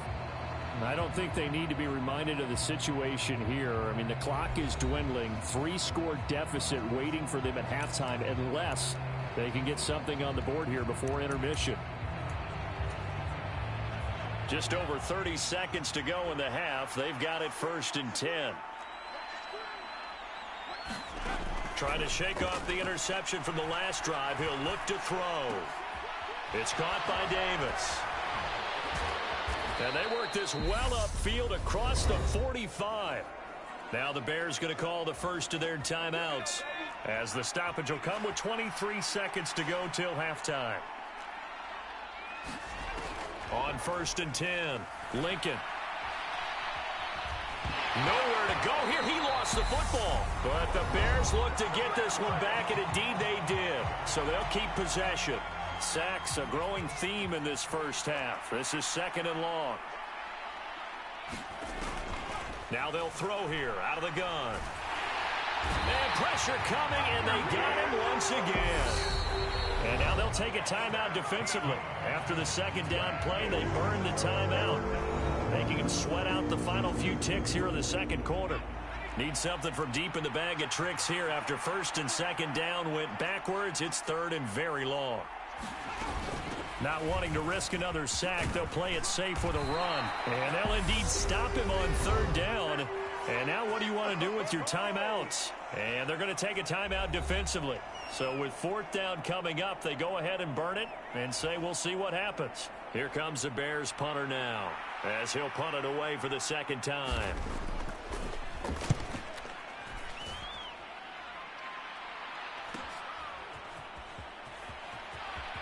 And he gets this up to the 34 out of bounds there. So we reach halftime in what's been a fairly one-sided game so far as we send you down to Orlando where Jonathan Coachman has our EA Sports halftime report. Coach. Okay, Brandon, thanks very much. We'll get back to you and CD in a minute. First, it's time to take a look at what we've got coming your way this weekend in the NFL. Plenty to look forward to in that early window, one being a noontime start up in Green Bay.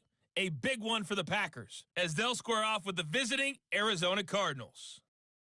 Plenty to like about the late afternoon games as well. As you see by the highlight, these guys are in for a battle, taking on the Detroit Lions.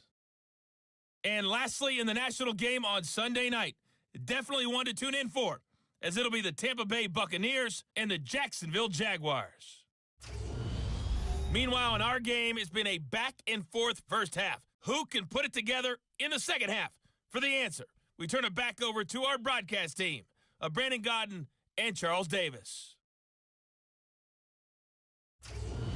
All right, Coach, thank you very much as we welcome you back for quarter number 3.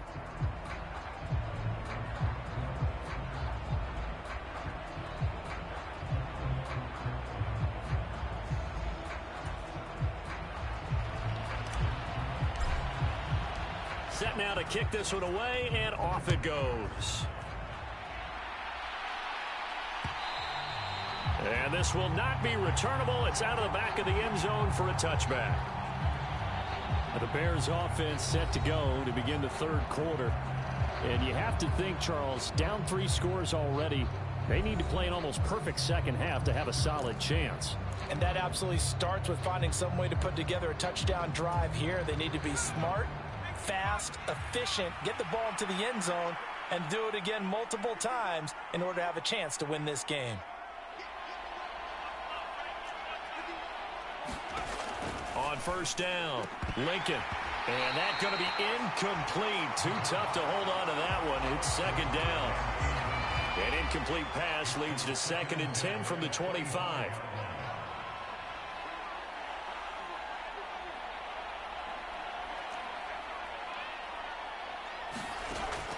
Operating from the gun. Lincoln, he finds his man, complete. It's Riley. 9 yards, not quite enough, and they'll be left now with 3rd and 1.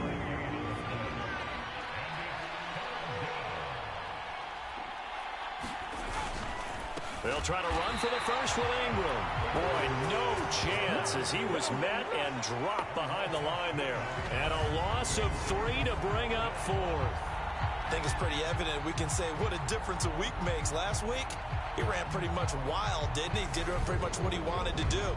But this one, they've stopped him cold. That, to me, that's good scouting and even better execution. Yeah, and they stopped him behind the line right there. They obviously watched the tape a few times and made some adjustments. He's averaging just under 50 yards a punt as he gets this away. It's a return of 5 following a punt of 42 yards. And it will be 1st and 10 as they take over. So here are the Vikings to take over. They're working on a 4-game winning streak, and they lead this one as well right now as they start 1st and 10.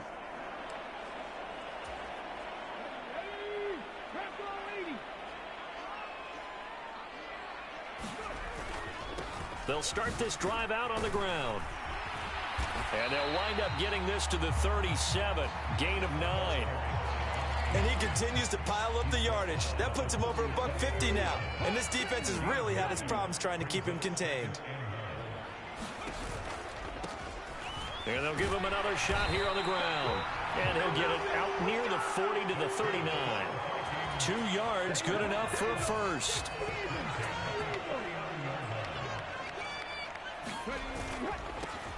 One back in the backfield, he'll get the carry. And he'll be brought down just shy of the 45. Give him 5 on the carry there, and it'll be 2nd down. Well, you certainly have to give a little credit here because they're playing this game now at their pace. This is ball control football, sustained runs, taking their time, and making it work. To throw on 2nd down, Gary buying time to his left. Now he'll let it go deep down the left sideline. And at the 7-yard line, the catch is made. A big play there for Minnesota. And even 50 yards. That's a great job of working the sideline right there. I love how he tracked the football the whole way. Just reached up and pulled it in. Had excellent field presence to understand where he was in order to make that play happen.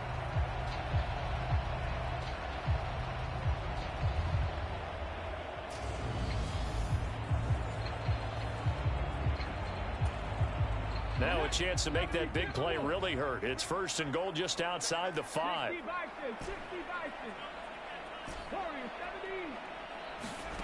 Looking to throw.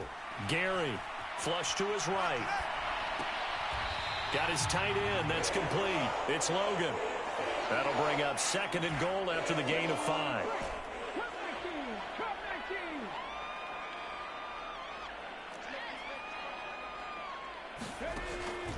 Operating from the gun. Gary to the goal line, but it's incomplete. I know every offense wants to start their snaps closer to the goal line, but it's actually harder to throw the ball in those situations. You throw into that tight coverage, you see what happens. Hard to get the ball in there. Not enough space. And he will take this one into the end zone for a Viking touchdown.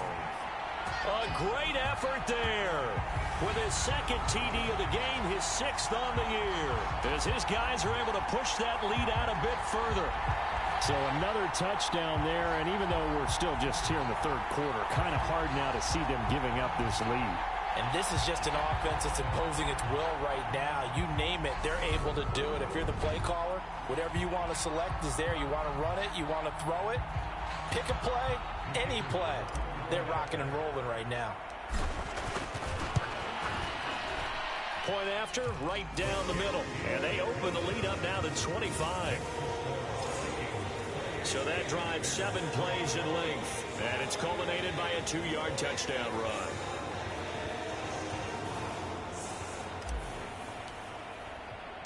The kickoff unit is out on the field, and they will send this one away. No return here for Carter, and this will be a touchback. The Chicago offense set to get started. Well, we haven't exactly been treated to a nail-biter in this one, CD, and if they cannot score here, this one's pretty much all but over. Are you saying that you feel like people are starting to think about getting out of here, maybe beating the traffic in order to get home or to their final destination? Yeah, I don't think there's a whole lot of reason to hang around, especially if they can't score here. Yeah, you're right about that, because it has been pretty clear who the better team has been in this one. And in a league that we talk about every game being a one-score game as we go into it, watching this blowout, let's just say it's been unusual. And it's throw incomplete. The defender all over him that time, and it's going to lead to 3rd down.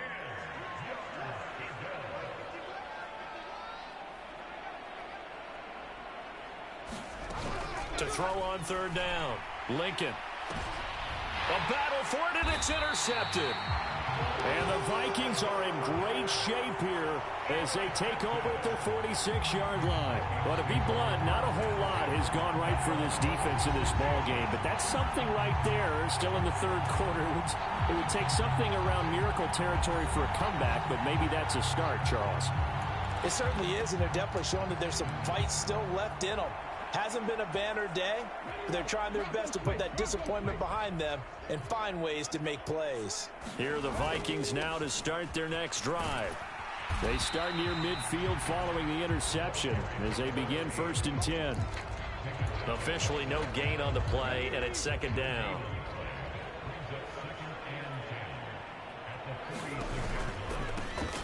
And they'll keep leaning on the running game, back to the ground. And maybe a measure of revenge there. He's had his way in this one, but this time they get him behind the line. It'll go as a loss of a yard, so now they deal with 3rd and 11.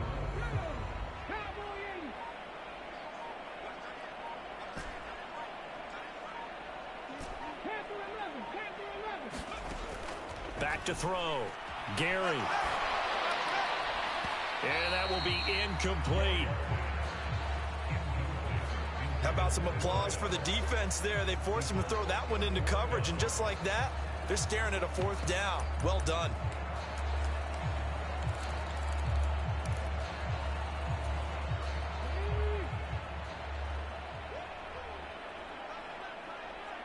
They'll bring a receiver in motion right. They're going to try and throw.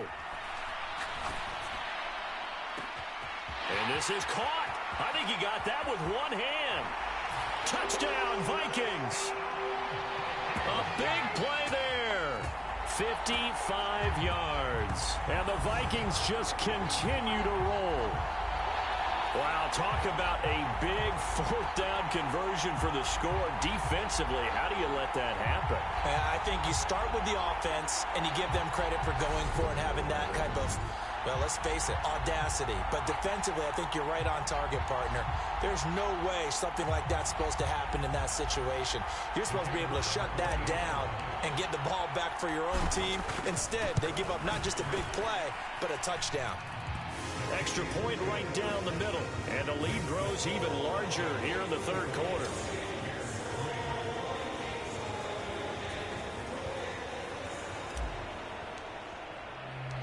Out is the kickoff unit as they run up and send this one away. And Carter deciding not to bring this one out. Onto the field now come the Bears. It's a game that they would rather probably forget about, at least to this point, Charles. And one reason is turnovers. A turnover on the last drive. They had the issue in the first half as well, and that's really, unfortunately for them, helped to put this game out of reach. And you know they won't want to admit it to themselves, but we know that winning the game is pretty much out of the picture now. So their bottom line is, how do they play a clean game the rest of this one, right? Take care of the football, no more turnovers, and see how that works. Well, the drive starts with a completion left side, and he takes us beyond.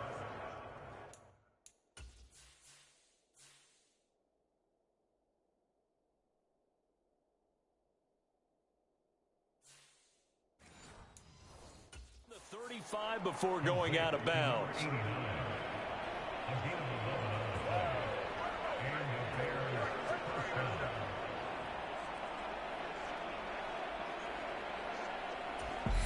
And now the Vikings are going to stop it here on defense with a timeout.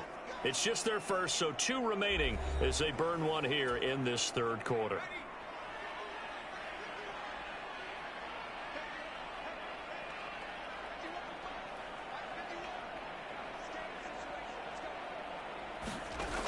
Looking to throw. Lincoln. And that is incomplete. He couldn't hold on through the contact. Brings up second down. Well, thanks for joining us here on a Thursday night in the NFL. Third quarter, 2nd and 10 coming up. Throwing again. Lincoln. Quick hitter here. It's complete. That'll leave them with a 3rd and 2 coming up. They got 8 yards there. Good throw, good catch, but I really like the route. The drag and being able to run away from defenders. Hard to stick with them for that long. Yeah, better against man than zone, or? Better against man, because now you're running away from someone and you're not running into a defensive player in another zone. And he will have the Bears first down by a couple of yards as they're able to get 4 there on 3rd and 2.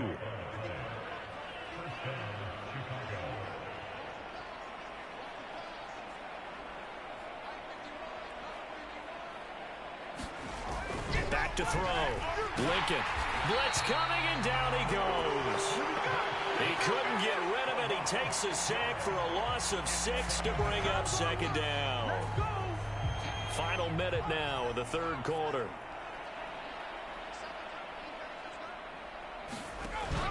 Looking to throw on second down. Lincoln. And he'll be tackled on the other side of midfield at the 46-yard line. Play number 7 now coming up on the drive. 3rd and 5.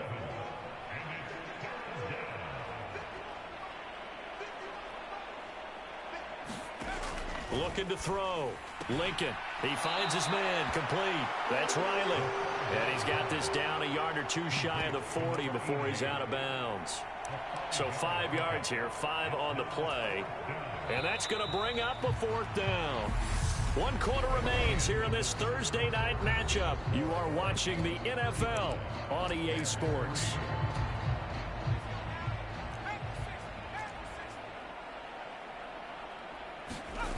They're running. Ingram.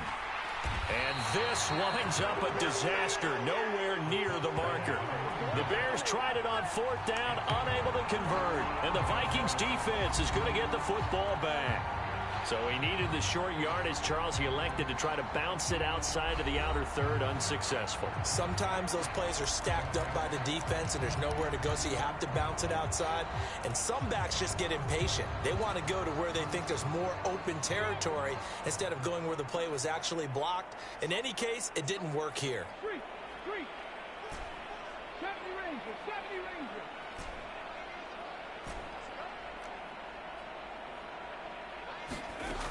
Throwing to start the drive. Gary looking left side, and he's got a man. That's Potter. They're going to hurry back to the line now.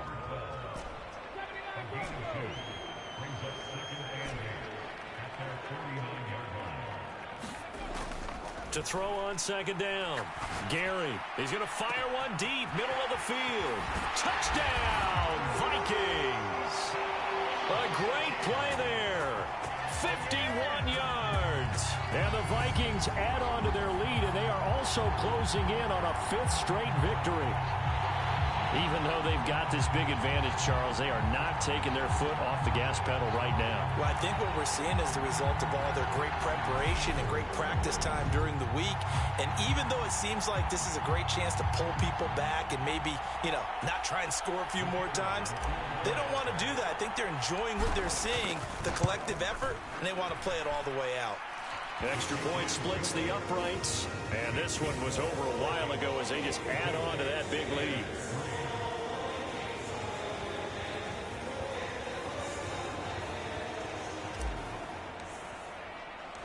Minnesota's kick team ready, and the Vikings boom it away.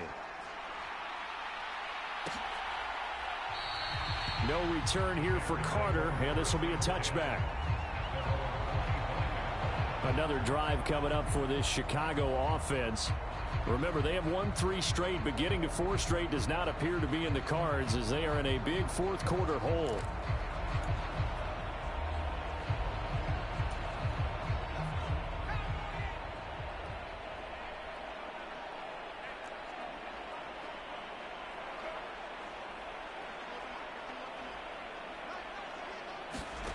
Throwing on first down.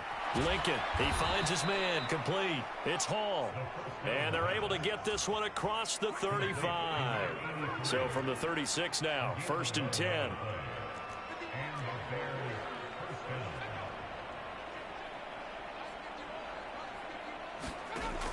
Out of the gun, they'll look to throw. And he's going to be intercepted for the 3rd time thus far. And the Vikings are going to take possession of the football. Well, they've got the huge lead. Now they have another interception on the defensive side. Seems like everything they touch in this one, Charles, turns to gold. And they have to be awfully happy right there to get what appears to be one more for the road and help seal away one of their best efforts of the season.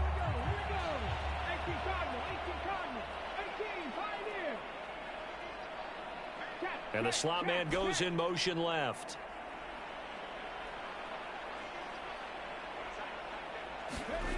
Throwing to start the drive. Gary, he's going to take a shot right away for the end zone. It's caught in the end zone. Touchdown, Minnesota. A great effort there with his 2nd touchdown of the night. And the Vikings are well on their way to a 5-0 start as they extend their lead. Boy, he has been fun to watch throwing the football in this one. It's certainly not fun for that defense, though, Charles. Now up to 4 touchdown passes in this ball game. Yeah, we're supposed to be neutral, but I'm feeling their pain right now because he has absolutely carved up this secondary. A clinic on how to attack a defense and take them out of the game. Point after try forthcoming. And this one was over a while ago as they just add on to their big lead. They certainly made quick work of that, ultra-quick work. One of the fastest drives you'll ever see, just one play resulting in the touchdown. The kickoff team on the field now as they will send this one away. And Carter deciding not to bring this one out. And now Chicago getting ready to go as they take the field. So now, Charles, this drive maybe a touch more important, trying to erase the memory of that interception they had the last time out. Yeah, and everyone goes through this because even the best in the game, you're going to have games where it just doesn't go right for you and interceptions result. So, frankly, to me, it's all about how you respond, not just the types of plays that you call, but how you carry yourself, how you show your team that you're still with it, and how you continue to lead. Ball on the 30. They'll come up with a 2nd and 5.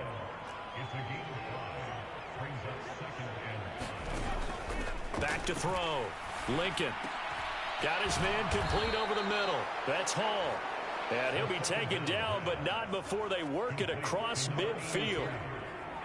From Viking territory now, they'll come up 1st and 10 at the 49-yard line. Looking to throw. Lincoln, he finds his man, complete. It's Riley. And that play goes nowhere. Taken down, losing yardage at the 50, right at midfield.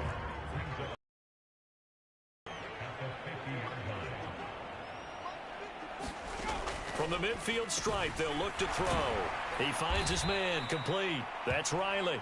And he'll be taken down, but not before they work this to the 45. One thing I think that's safe to say defensively, the tackling's been really good. And because of that, it's been very, very hard for them to move the ball because you're not getting the benefits of run after catch. They're tackling them almost on the spot. That means you have to run extra plays, harder to move it. On third down, Lincoln. And for the fourth time tonight, it's an interception. And the Vikings are going to get it back here just past the 35. Another great play defensively. They've been sharp on both sides of the ball, Charles, but that interception means that this defense will very well keep them down to single digits on the scoreboard in this game. And that's certainly something to smile about, isn't it, partner, if you're on defense? Because your goal every game is to pitch a shutout, but you and I both know that's pretty unrealistic. But to hold a team below double figures in a game, in an NFL game, that's certainly something to take pride in. On 1st and 10, Gary.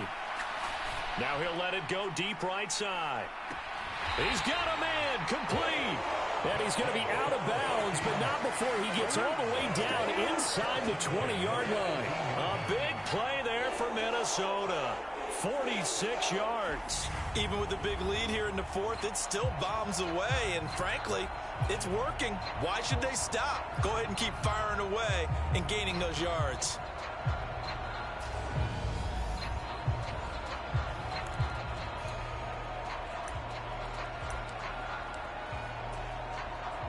So the big play means just like that, they'll operate from the red zone now on 1st down.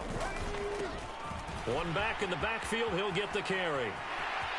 And he'll get into the end zone. Touchdown, Minnesota. An 18-yard touchdown run. And the Vikings continue to run up the score. They lead it big here in the fourth.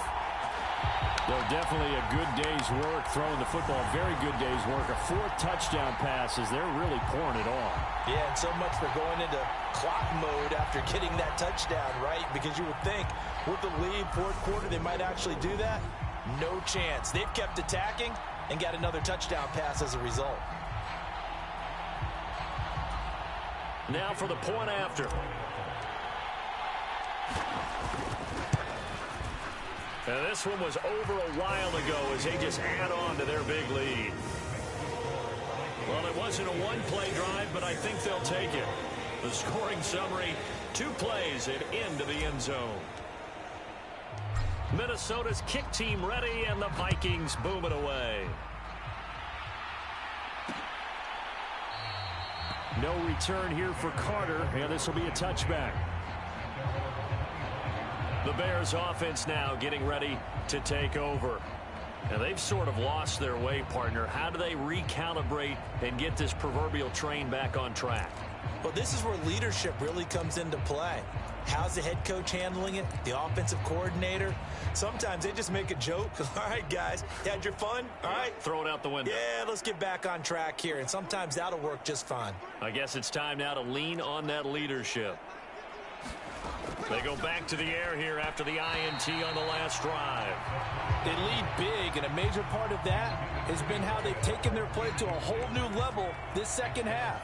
No points allowed since the break, and you can add another incompletion to the total number that they forced in this runaway contest. Looking to throw on 2nd down.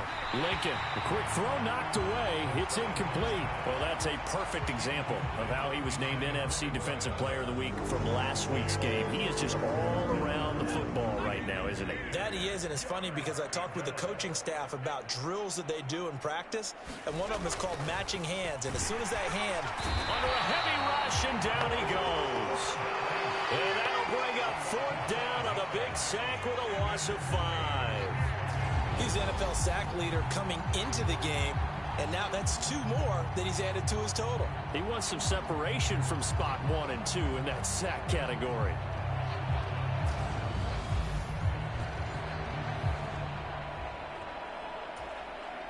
Here comes the Bears punter now as the drive goes backwards, so he's on to punt it away.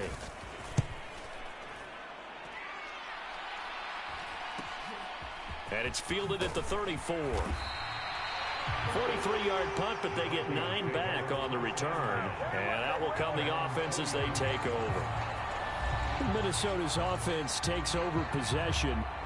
Well, they don't really need the points here, Charles, given what we're looking at on the scoreboard. But they've scored on 3 consecutive possessions, 3 consecutive drives, and I'm sure that they would like to keep that streak going here and continuing to pour it on. And things have gotten that way in the NFL, haven't they, partner? Because in the old days, people would, they'd get off the gas a little bit, right? But now, people continue to accelerate. But we'll see what they decide to do as they come out with this one. But the way this game has gone, they've got to be awfully happy with their execution overall. The first down run got 5. Here's 2nd and 5. They'll try and run some clock here as they keep it on the ground. And some solid footwork there as he'll take this down to about the 38. Wow, and even 200 yards on the ground for him now as he has gotten better, really, as the night's gone on. No doubt those are the types of carries they're looking for here, Charles. The lead in the 4th quarter. This is when coaches that have a reliable running game, they breathe a little easier on the sideline. Yeah, they love the idea that they can take the air out of the football at this point of the game. That means they're really counting on that offensive line, counting on the runners, taking care of the football. Because you're going to tell your quarterback, hey, no time to be a hero. We're not going to throw it here. Just eat up that clock. And if you have the ball, they can't score. On 2nd down, they'll run it here. And maybe a measure of revenge there. He's had his way in this one, but this time they get him behind the line. A loss on that play, and now 3rd down gets tougher. 3rd and 6. They are in need of 6 yards here if they hope to move the chains. To throw on 3rd down, Gary. Got a man, and he hits him in stride. And he gets this one inside the 15, just a yard or 2 shy of the 10. Last play, they got stuffed at the line. Different story here, over 20 yards. Well, this one probably not the close game you would expect or hope to see in prime time, CD. But, of course, that wasn't their intent in preparing for this one. They said they felt like their offense was ready to put up some points. And, my goodness, it has been a dominant display in front of a national audience. Yeah, they thought it, and it certainly came to fruition, didn't it? They've been dominant in so many ways in this one. If you weren't paying attention to this group before, you certainly are now after seeing this type of victory from them. And he'll take this one inside the 10 down to the 8. He'll get only 3 there, so it leaves him with a 3rd and 7 ahead. That play reminded me a lot of a former teammate of mine. We used to call him the trash man. His ability to sift through traffic and make plays was uncanny. And that's exactly what you want from your Mike linebacker.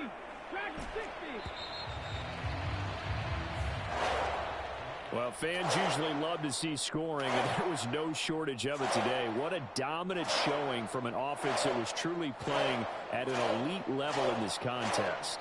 Partner, this game was over a long time ago, and you noticed they did not want to slow down anything.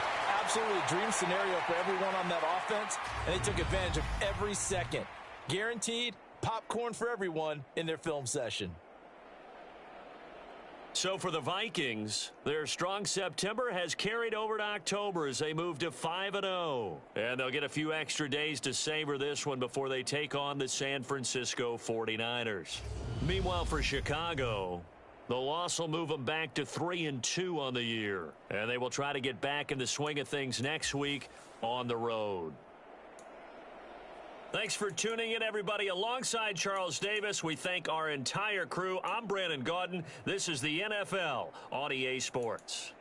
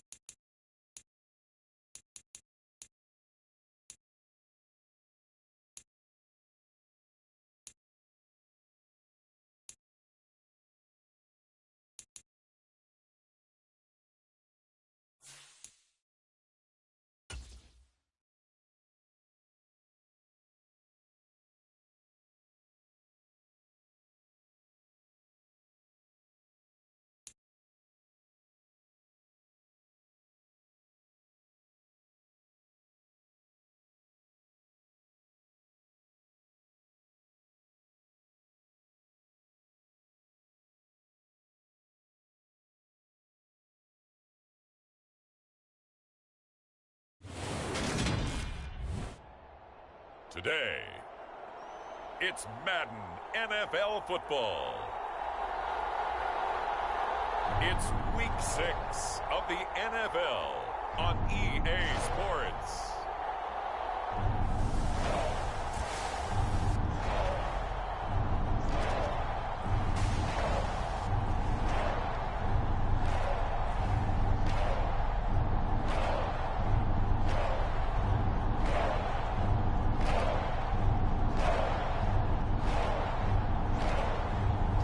It's the Minnesota Vikings taking on the San Francisco 49ers. EA Sports coverage of the National Football League is on the air. Today, we've got a Week 6 matchup for you here between the San Francisco 49ers and the Minnesota Vikings.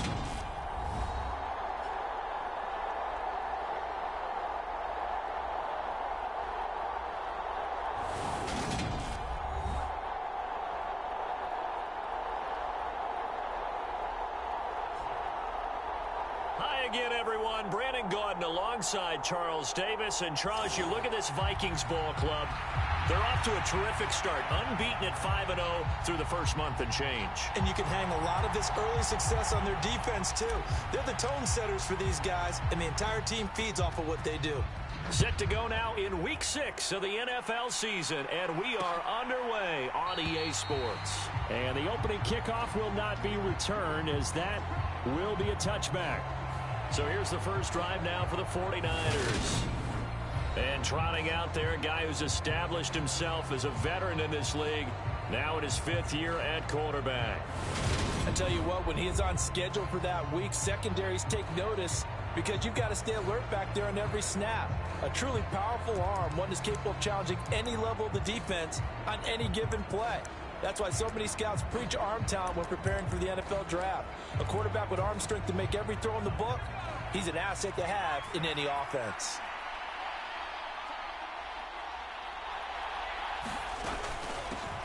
They start the drive with White, and right away they're going to stack him up right at the line of scrimmage. Calling no gain on the game's first play, and it's 2nd down now. This defense for the Vikings, they put together a strong effort last week in the win over Chicago. And I'm eager to see the game plan and try to attack them this week, because when you take it away 4 times through interceptions, what do you do now when you go into a game? Do you decide you can't throw the ball? Do you try and run it more? Or do you tell your quarterback, make sure you see your guys open before you deliver? It'll be a loss of 2, maybe 3 on the play, and that'll make it 3rd and 13. It looked like the defense, they were ready for that one. Really left him almost no room to work after catching the ball. He could throw every move in the book at him. They were there, and they tackle him for a loss. Throwing on 3rd and long. Donahue. And they're able to get this one across the 35. A big play there as they get the conversion on 3rd and 13. Line of scrimmage, the 37 on 1st and 10.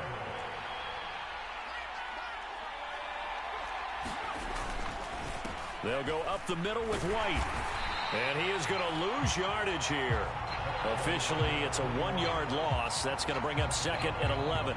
It always helps when you get great run support from your safeties, and when you get one who can actually read the play and get upfield and shut it down before it gets going, that's exactly what you're looking for.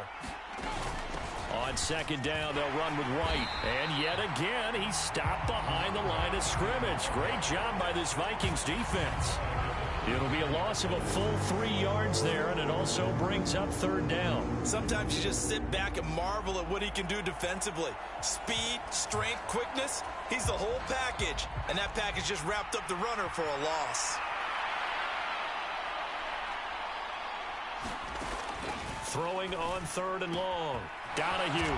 It's a short one here, complete to the tight end. And he'll go down to the ground at the 39, and obviously that's well short of the first. It's a gain of 6, but not enough, as he'll be forced to punt on their first drive of the game. He wasn't the primary target, but I think it was almost like a check-down situation, wasn't it? Yeah, hoping he can break some tackles, a big tight end, but he couldn't do it. Yeah, get it to that big frame and hope he can scatter some bodies, unable to get it done. And a nice job here to down this one right on the 5-yard line. That is how you flip field position. That's an absolute bomb of a punt. Downs it inside the 5-yard line. Absolutely ideal. From that position, you're hoping to get it down inside the 15, inside the 5. Superb. So here come the Vikings with a long field ahead of them. And a look here at their signal caller, the 5th-year quarterback. And he's playing at a very high level here in this early part of the season. In fact, he leads the NFL in passing yards. Now, that's not always an indicator of success, but in his case, it is. They'll start on the ground here on first down. A loss of a full 3 yards, and now it's 2nd down. Well, they sent the power set out there, and their job is to be man-on-man and move people so they can run the football. But that time, too many men didn't get moved in the box defensively. They end up throwing him for a loss. And a nice pickup as this one gets him to the 10-yard line.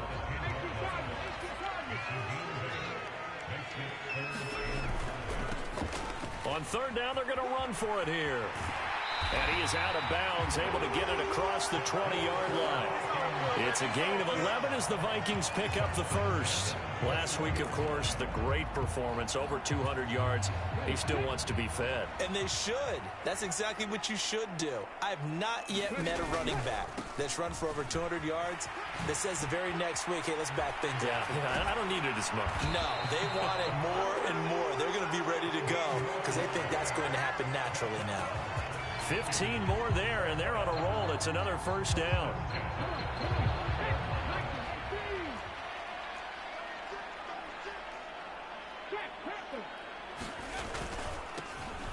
Now a handoff up the middle.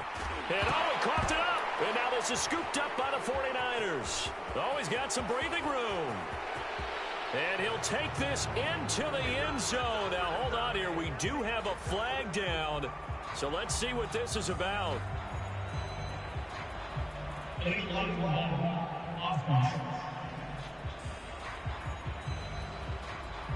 So now our referee looking at the sideline saying, are you sure? But yes, this defense has accepted the penalty.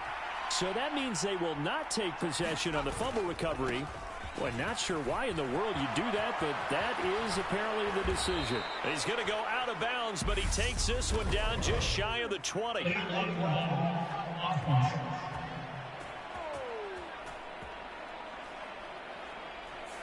Well, that one hurts. That wipes away what would have been a big play. Well, you and I both know coaches aren't real big on silver linings, but at least that play call was a successful one. Now the focus offensively, that goes to overcoming the penalty and making all that yardage back again. And they're going to get this down to about the 17-yard line here. I don't care who you put on him. He's going to be a handful in one-on-one throws. Yeah, right now, you're right. They're in man-to-man. Maybe needs some safety help. I would say that'd be a good idea. Double team him somehow. I'm going to have to make someone else beat me rather than let him shred my defense. So the completion results there in 9 yards. And they'll have a 2nd and 1 forthcoming. Operating from the gun, Donahue. And this will be incomplete.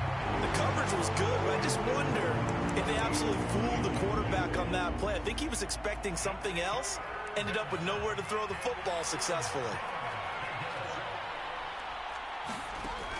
They'll look to throw for it on 3rd and 1. Toward the end zone, but that's going to wind up incomplete. Against a team coming off a win, just as your team did the previous week, you talk about being physical all game long. Sometimes being physical is just being on the spot and helping force the incompletion. And the 13-year man puts it through, and the 49ers take a 3-0 lead.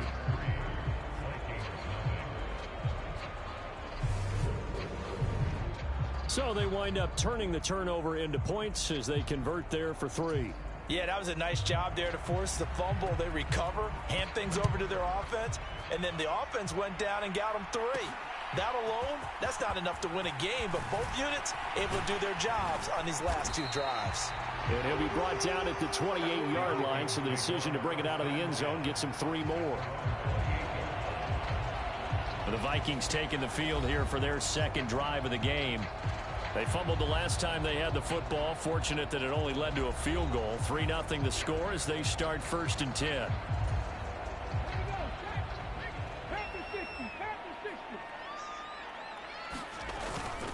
They'll start this drive out on the ground.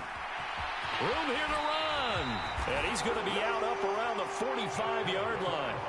47 yards rushing for him now, and he's carried the ball just 5 times. His first carry of their second drive, pretty solid. And, of course, remember back to their first drive, really strong throughout that one. Not only is he getting good blocking up front, but how about his vision to find the holes? And he's seeing things before they even open and hurtling through them. And he is tackled inside the 40, not quite to the 35. Another first down, this time on a gain of 19. Well, they came into this game saying it was important that they set the tone and show that they can run the football. And I believe that they've done that here in the first quarter. On first down, they'll go to the ground attack. They'll be brought down on the 30-yard line after a gain of 6. So, Charles, you look at this offense, what a start to the season. 5 wins without a loss. When do you think that you start believing that maybe you're in the midst of something special? Well, you and I both know every head coach never wants that thought to creep into a locker room.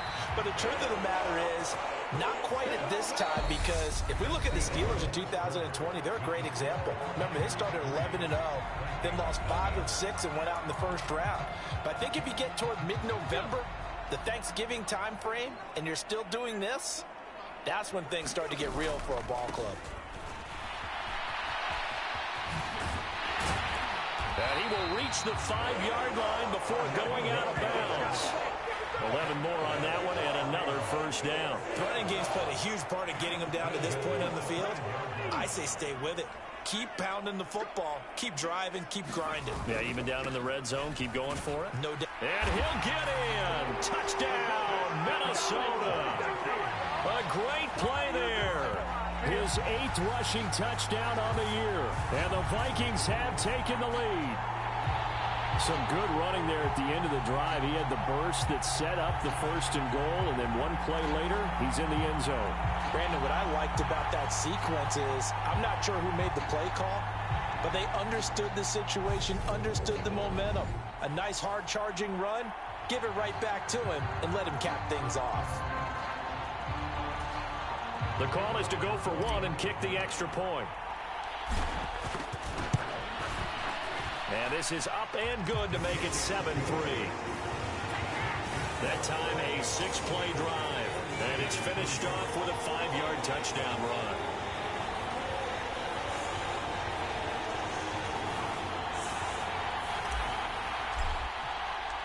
Set now to kick this one away, and off it goes.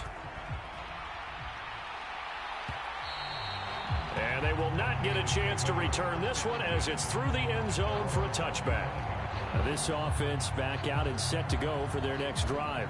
And they entered play on a 2-game win streak, and then they've got the open date on their schedule next week. So this is a group that's really looking to hit the break on a high note. And this will obviously be a tough game for them, but go ahead and play this out with me, partner. If they win here and make it 3 in a row, they get to heal up after that. You've got to think that's an ideal setup and a worthy goal to play for in this one. Rush coming, and he's taken down. That one will set him back nearly 10 yards here on first down on the sack. Well, last game he had 2 sacks. Got another one here, picked up right where he left off. Brandon, he spent the entire offseason working on new moves, new techniques, trying to add to his arsenal of pass rush moves. Certainly paying dividends in what we've seen so far. And they need to work to at least get some of this yardage back after the sack. 2nd and 19.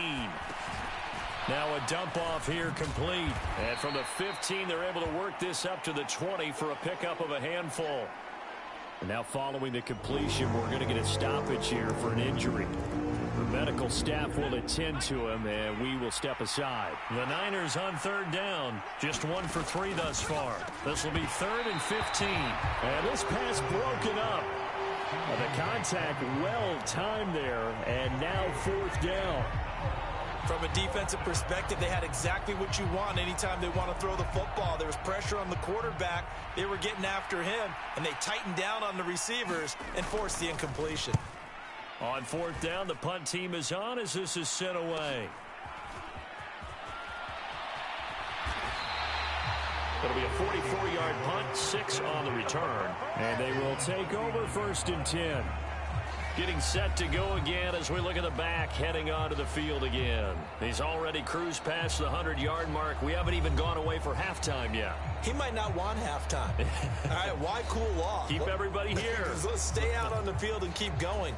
But all that being said, everything is really working well for them. The play calling's been excellent. The blocking's been terrific. And obviously his vision and legs have hurdled him to this big number so far. We could be seeing something really special here. And we'll see how much they give him the ball here. 3 yards on that last carry. Here's 2nd and 7. And they'll give him another shot here on the ground. And 3 yards there takes him to the 45. Just not a whole lot of room to operate there on that carry. No, not at all. They did a really nice job staying in their proper places and not allowing any lanes to open up.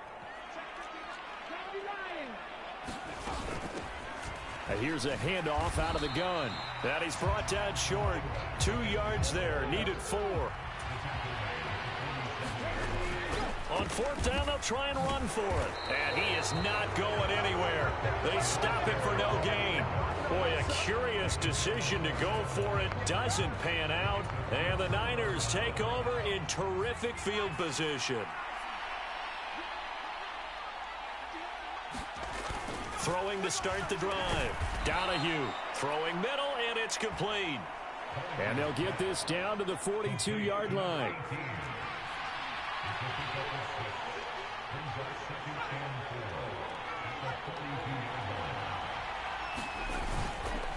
Now a give up the middle. This is White. And tackled down after a gain of 3. Leaves him with 1 yard to go on 3rd down. This is 3rd and 1. Very likely 4-down territory, even if they don't get it, though. They'll try to pick this up on the ground with White. And he gets it to the 34. Good enough for the first. They're able to convert with a gain of 4. From the 34 now, here's 1st and 10.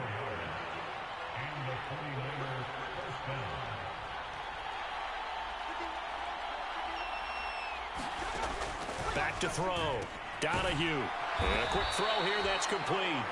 And he's going to be taken down at the 28-yard line.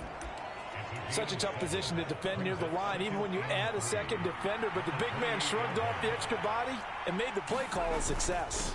They run straight ahead here with White, and he'll go down here right around the 23-yard line.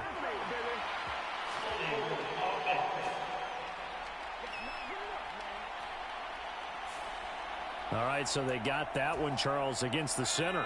And let's remember how difficult it is for the center, because remember, he's got to snap the ball to put the play in motion, and sometimes you got that big guy on your nose. You got sometimes where he's coming at you at an angle. It's a difficult job for him to snap the ball and then execute his block. Oh, that's into double coverage and intercepted. And the Vikings will take over possession here up at the 44. Well, I tell you, you can't fault the pass protection here. He had all day to throw, and he just couldn't find anywhere to go with the football. And quarterbacks will tell you that after a while, they start getting antsy back there. So this is just a great job defensively to stay with these receivers as long as they did.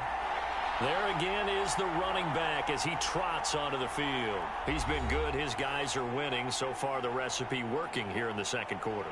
And he doesn't like to just tote the rock. He wants to carry his team on his back. And that's what he's done throughout this game. Yeah, he's done that. He'll be hoping to continue that trend.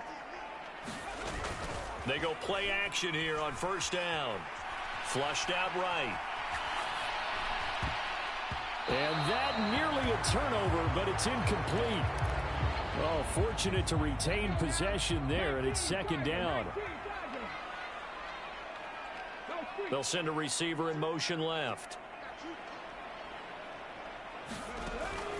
To throw on 2nd down. Gary. And the Niners get there and bring him down. They'll wind up losing a full 9 yards here on the sack. Now it's 3rd down.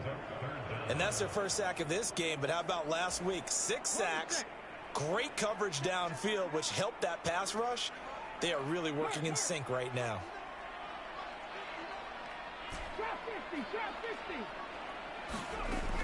Throwing on 3rd and long. Gary. Under pressure, they got him again. He could not get away that time, and it'll be a loss of 11 on third down. 2 minutes to play in this first half. 7-3, our score. The Vikings send out their punter as he's on to punt for the first time this afternoon.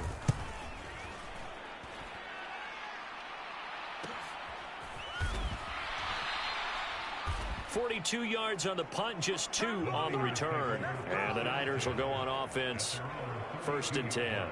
And San Francisco gets set to go here. As the offense comes out here, Charles, maybe perhaps a bit more of a focus on the run game for this drive after tossing an interception on the previous one? I think that's a good way to look at it and a good way to think about it, but maybe they get to it in a little bit different way, because after you throw an interception, you want to make sure you keep your quarterback's confidence high. So maybe give him a couple easy throws that he can complete and then get to the running game and try and get things settled down. And still in the first half here, a long way to go. Throw left side complete. That's Whitaker. First down now, but the clock continues to move. Looking to throw. Donahue firing quickly here, and that's complete. And he's going to be taken down right at the 40-yard line. And what a nice example there of a tight end doing exactly what he needs to do. How about how he worked his way to the outside, made sure he secured the catch, and then anything after that, we count that as a bonus. And indeed, he gets enough for the first down. And he's going to be taken down at about the 33. The 49ers now going to use the first of their timeouts, as the stoppage will come with a little under a minute to go in this first half. Looking to throw on second down. Donahue. Another catch by White. Back-to-back plays. They'll get 3 as the drive continues. It's a first down.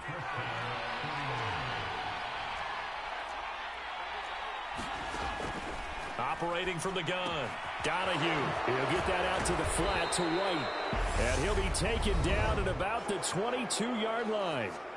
Now another timeout called for by the offense, as they get the stoppage with just under 50 seconds remaining in half number 1.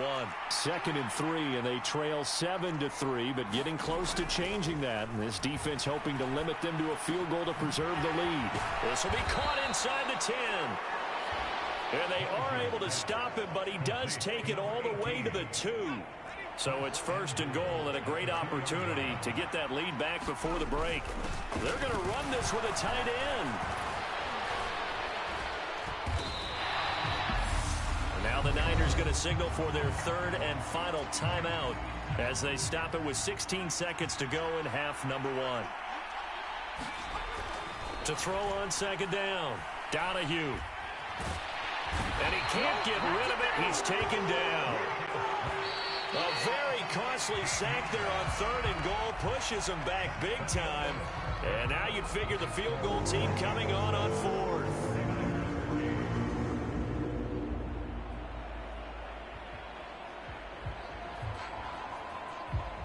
All right, Brandon, thanks. A few teams starting to rise to the top as it's time to take you around the NFL here in Week 6.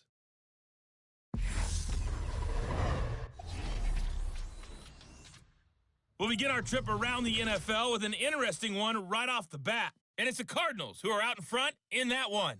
The Cards seem to be on their way to what would be a good victory. Next, we head off to check out another game. And they've got the lead in that one over the visiting Baltimore Ravens. The Steelers trying to hold on and claim victory. Lastly, let's get you to Charlotte, North Carolina. Check on the Panthers at home at Bank of America Stadium. As you can see, the score there in the second quarter. Well, we'll move right through the break then, skipping halftime and back to the field for the start of the second half. The Vikings have to like their position. They've got the lead. They get this football as well as we are back and underway for the second half. And they'll get him down right at the 25-yard line, so the same result, and he opted for the touchback. So here are the Vikings to take over. Remember, they're riding that 5-game winning streak, and right now in the driver's seat in this ball game as well.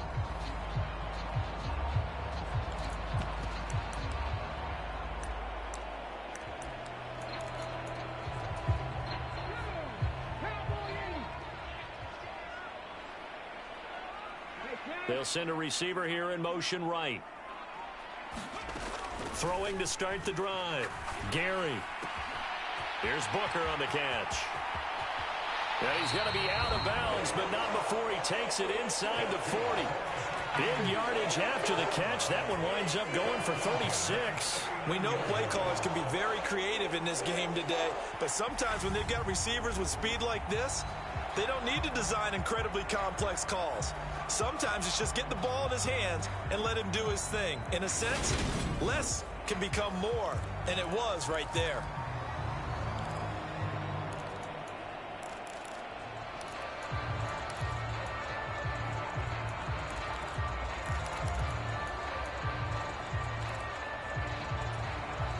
So how about that for a chain mover? They're all the way down inside the 40 now for 1st and 10.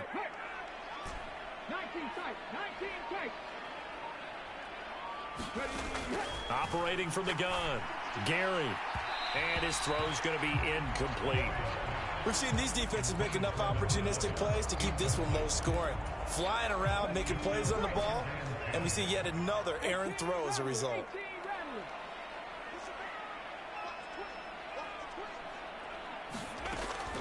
Looking to throw on 2nd down. Gary. Quick hitter here. It's complete. And he'll be hauled down at about the 30-yard line. When you see zone defense and you know you've got a drag route on as your primary call, you've got to be really careful as a passer about how far you let your guy go because he might wander into some tough coverage. On 3rd down, they're going to run for it here.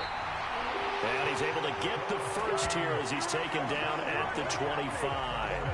Give him the 3rd down conversion, 5 yards on the play.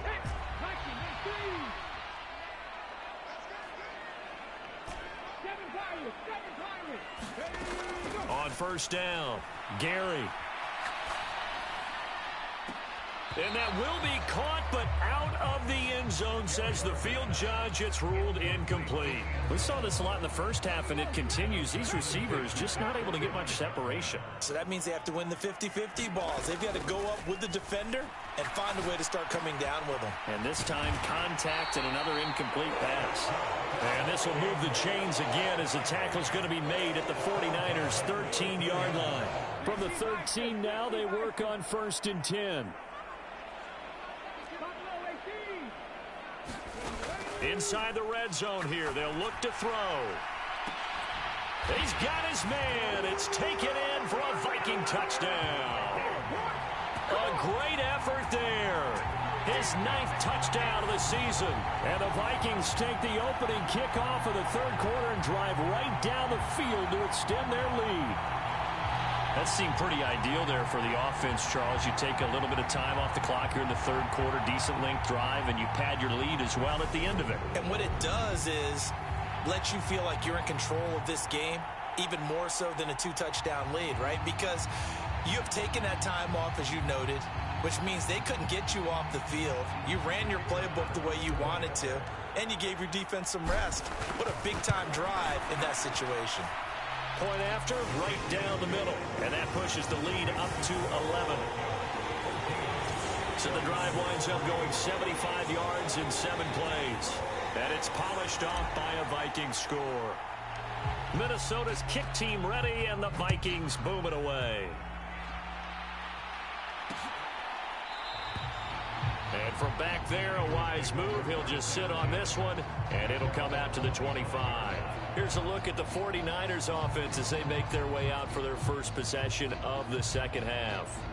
And their deficit a little wider than it was at halftime. Does that touchdown a minute ago change the thinking here at all? I think it does, at least a little bit, because now urgency has to start setting in. You can't go out there and go 3 and out and run the risk of falling behind substantially, but you have to do it without pressing, because pressing, that'll lead you into bigger errors. And a quick throw here, that's complete. And up to the 35 before they're able to knock him down. Give him 10 yards there, and about by the nose of the football, he's going to have a 1st down.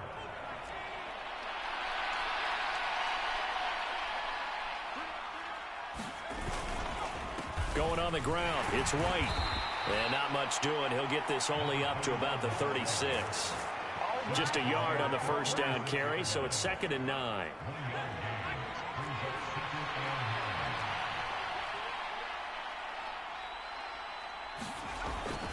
They stay on the ground with White.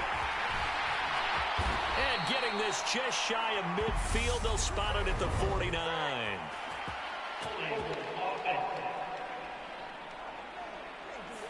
So that run play nullified by the holding call on the tight end. Yeah, I just think he needs to get off the ball a lot quicker and get into the block a little bit more effectively.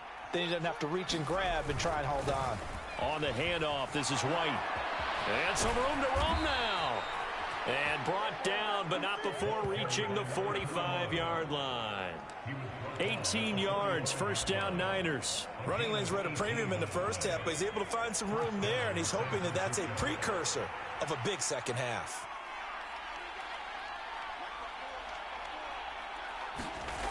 Throwing on first down. Donahue. It's a short one here, complete to his tight end. I'm wondering if the same thing went through your mind as mine. When I see a big man like that make a catch, all I keep thinking to myself is, big man with football. Look out, everyone. He may not juke you a whole lot, right? He may not run past you because of his size. You're talking about a guy weighing in the 270 range. But, boy, once he gets his mid... Pressure coming from the Vikings, and they get there and bring him down. The defense rising to the challenge and setting him back on the sack. So one quick, easy analysis about why they've struggled so far. They keep putting themselves in third and long situations. They just took another sack right there. Now, the offensive film session tomorrow may be a little longer than it normally is. Not a lot of positive grades will be handed out thus far. Throwing on 3rd and long. Donahue. And they'll get him down on the other side of midfield.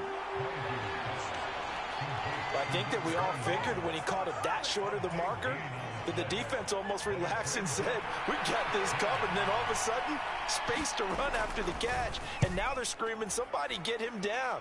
Fortunately, they got to him and forced the 4th down.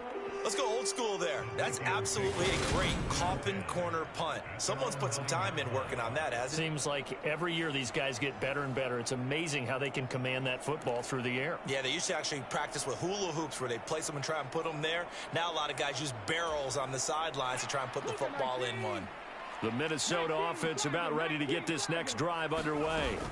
And they'll be looking to build off of a nice drive last time, a drive that really relied on the quarterback. Making good decisions, distributing the ball well, distributing it accurately, keeping it away from danger. A really nicely run drive. But now the defense, what adjustments do they need to make in the passing game? Pass rush, pass rush, pass rush. Whether it's the guys up front or maybe you bring additional guys, but you've got to disrupt the timing of them throwing the football. We'll see if they can disrupt it here. From the 32 now, here's 1st and 10.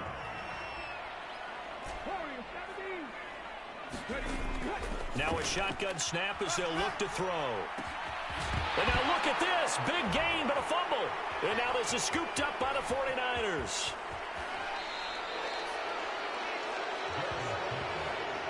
So potentially a turning point here in the 3rd quarter as that swings the door back open just a bit. Yeah, they're still down 2 scores, but I do think we're at that point in the game where you're going to reach for the football whenever possible. You're going to hear the coaches scream from the sidelines, tackle him, second guy.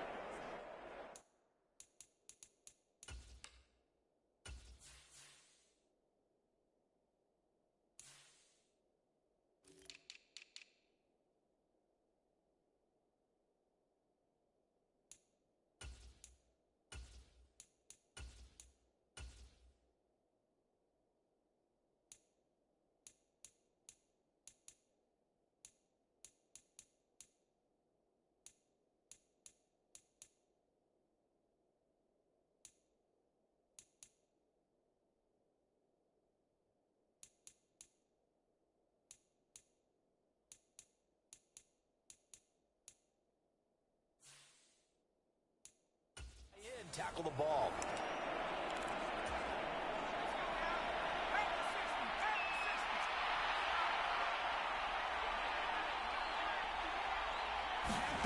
Following the fumble recovery, Donahue.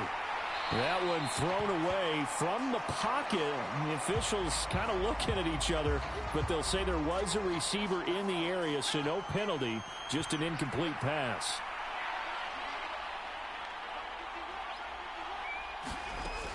Throwing again on 2nd and 10. Donahue.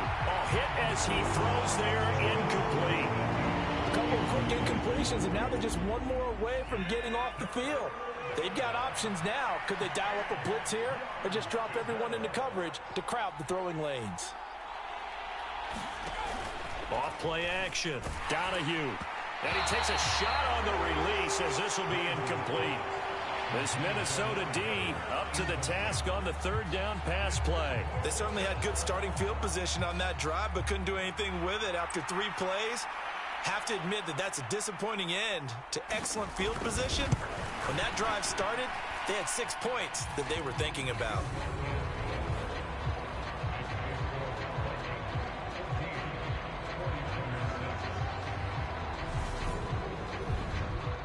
So kind of disappointing there. I mean, yes, they get the 3, but with starting field position like that, 3's not what you're banking on. No, and you just have to wonder if you can afford to let chances like that continue to pass you by. You've got to find ways to get the ball into the end zone and put 6s on the scoreboard. And ultimately, he stopped right where he would have been if he had simply gone down to a knee at the 25. A look at the running back, the man out of the backfield as he gears up to go again. He's up over 100 yards, and he'll be looking to get in the end zone again.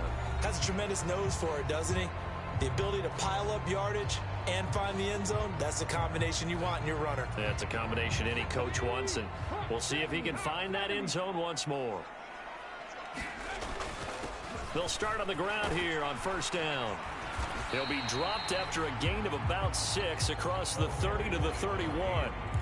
An opportunity to get a drive started here at the end of the 3rd quarter. What you're trying to do is break the game down a little bit. Don't let your guys see too deep into the game, into the future, and say, oh, we got to get here.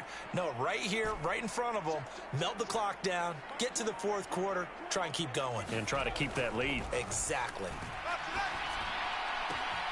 Now here's a throw right side taken in by his tight end. And he has a big gain inside the 40 before being dropped. And as they come to the line, they will not be able to get off another play as time has run out on this 3rd quarter. You're watching the NFL on EA Sports. On 1st down, they'll go to the ground attack. And he'll be brought down just outside of the 30. 131 yards rushing now for the NFL leader coming into this ball game. If you can keep getting gains like that, Charles, with the lead here in the 4th quarter, I mean, keep running it, right? No doubt about it, but what the offense coordinator has to do is understand they're going to continue to stack the line of scrimmage. What runs do you have in your arsenal that'll work against a stacked box and continue to move the ball? He'll buy some time right. And seeing nowhere to throw, he chucks this one away from harm. Incomplete. Now it's 3rd down. And this offense on 3rd down today, they've hit 2 for 4 thus far. Here it's 3rd and 3.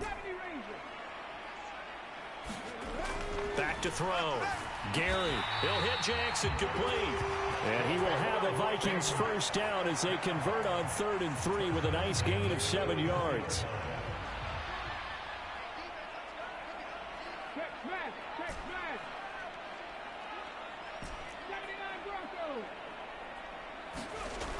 Looking to throw. Gary. Oh, this one incomplete. The pressure got to him as he released it. And it's 2nd down. From the 24, they'll go again on 2nd and 10. Operating from the gun. Gary. And that falls to the ground, incomplete. A nice job of bodying him up defensively. And now it brings up 3rd down.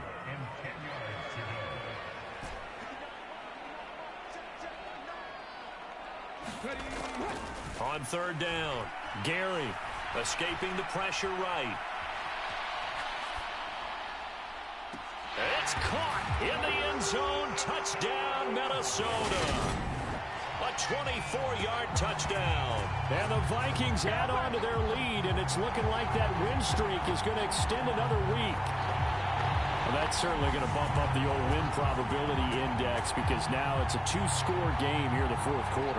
Yeah, you're taking me into that deep water now. Win probability index. This game's definitely not over. We're not looking at a 0.5% or something. It's just 2 scores. But the way and we remember, of course, all scoring plays need to be verified upstairs, and I think they're going to at least take a look at this. They're taking a peek at whether or not those feet were in bounds, and obviously a big call here in the end zone. And not just the feet. How about the hands? How is the ball possessed while the feet are hopefully getting down in bounds? That's what they're trying to look at to see if it all comes together. You better believe it, you better believe. So they called it a touchdown originally, and this will stay a touchdown after the video review, so they had it right. Now the try here for the point after. It's up and good, and that'll make the score 21-6. So that drive in total 8 plays. And it all culminates in a touchdown for Minnesota.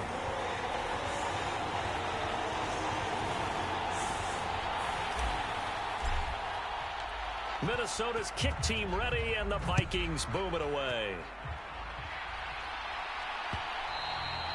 And that'll carry over the back line of the end zone for a touchback.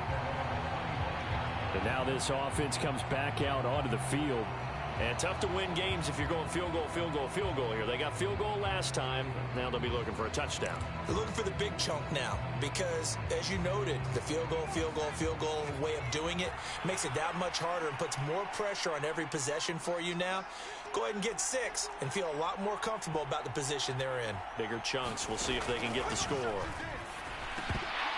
The first play of the drive there is incomplete. It's been clear in this matchup which side has been the more physical one. It's been this defense. And here's another example on that last play.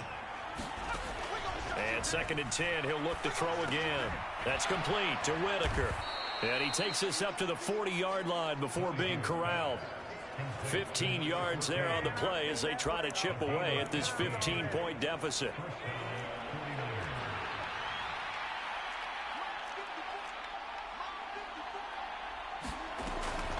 First down, here's White. And this play will be blown up. He'll lose yardage back at the 38. 2 yards the loss, 2nd and 12. I think this offense, specifically this running game, they're going to have to find a way to turn the page because they haven't found a way to run it effectively thus far, and it's cost them.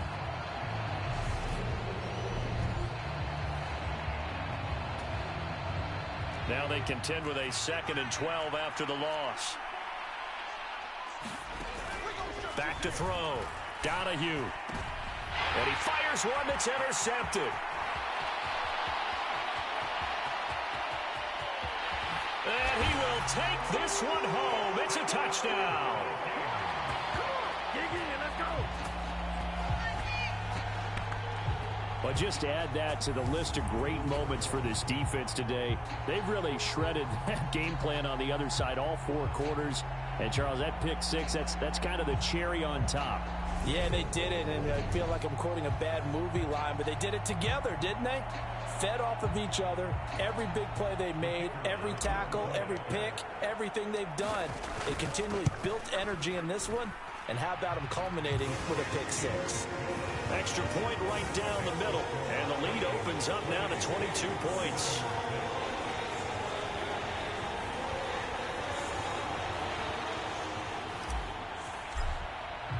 So they throw the pick 6. They'll get another shot at it now as this one's in the air.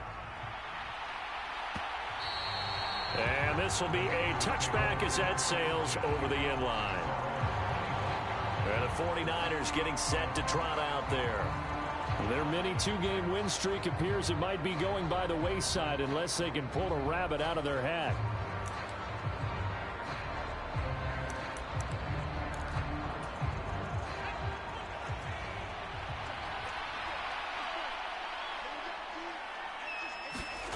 Throwing after the interception, Donahue. And he's going to be intercepted for the 3rd time thus far. And he will take this one home. It's a touchdown. I can hear you. Well, this one was already ugly, and now it's just kind of becoming a feast on the defensive side of the football. Yeah, partner, this is a unit that knows they've got this game in the bag with this huge lead, and it's going to drive their coaches crazy because they're telling them play it straight, do all the right things. But these guys are going to be freewheeling now. All of them are going to take chances, and that one pays off with an INT and a return for 6. The extra point splits the uprights, and that'll push the lead up to 29 now. So the defense creating some points, not only getting the interception, but then returning it to the end zone for the pick 6. So they'll get another shot on offense following that pick 6, and now the kick is away. And this will not be returnable. It's out of the back of the end zone for a touchback. The 49ers offense now, they work their way back onto the field. And just looking ahead, it would appear that that bye week is coming at the right time. They'll have 2 weeks to chew on this one, though probably not one that they want to chew on. A poor performance from start to finish. Throwing after the interception. Donahue. Throwing left side, it's complete. And they work this well upfield across the 45. 23 yards on the play. So one play, and they're already just shy of midfield. Looking to throw. Donahue. His throw incomplete. At this point in the game, they've got to continue to try anything they can. They're still working at it, even though this one feels like a lost cause. Back to the air on second down. Donahue. And he comes back with one complete. And they'll get this down to around the 47-yard line.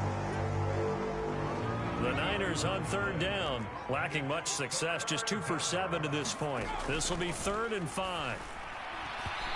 And this is going to be incomplete. That incompletion is not a surprise with the way that this one has gone, and the frustration, the body language is evident everywhere. This team, they've really been put through the ringer in this one. Got to try it here. He's back to throw. And it's incomplete. They cannot convert, and they turn it over. The Niners go for it, but it doesn't work out. And the Vikings defense is going to get the football back. Well, that's another mistake there on the drop pass on 4th, and we've seen them do things like this all game. It's not hard to figure out why they're down by that deficit. They haven't made plays that are going to keep them in the game or win the game all game long. That's another example right there. It all boils down at the end of it to execution. Either you make the play or you don't. And he's got this one across midfield into 49er territory. That's a gain of 4 as we slip inside of 4 minutes left in regulation. They'll try and run some clock here as they keep it on the ground. And good space to operate there as he takes this down inside the 35-yard line.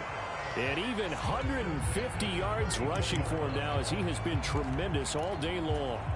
At carries like that, that's how they're going to continue to salt this thing away here, Charles, in the 4th quarter. Yeah, how about that? A new set of downs. Clock continues to move. No better way to close out a game than to tap those mastodons you have up front and say, guys, keep pounding them.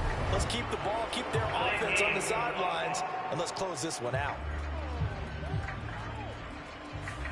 Now, the offense knew it. They were already starting to walk back as that one is accepted. So a little bit of a stiffer challenge now. 1st and 15 following the delay of game.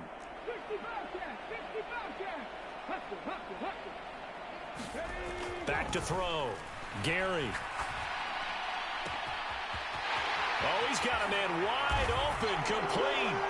And they are going to score again. Yet another touchdown as they just add to their totals. Another touchdown here in the 4th quarter, and Charles, I think we can start to consider that this undefeated streak of theirs is going to be safe for another week. Well, partner, you don't make it this far into a season without a loss unless you're getting contributions from both sides of the ball, and sometimes even your special teams, and that's been true today. Each side helping guide them to this late lead. Point after here coming up.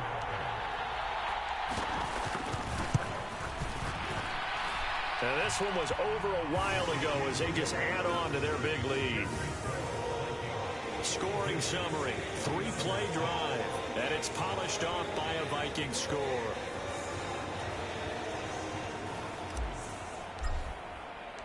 Minnesota's kick team ready, and the Vikings boom it away. And they will not get a chance to return this one as it's through the end zone for a touchback. The 49ers offense now, they get set to head back on the field.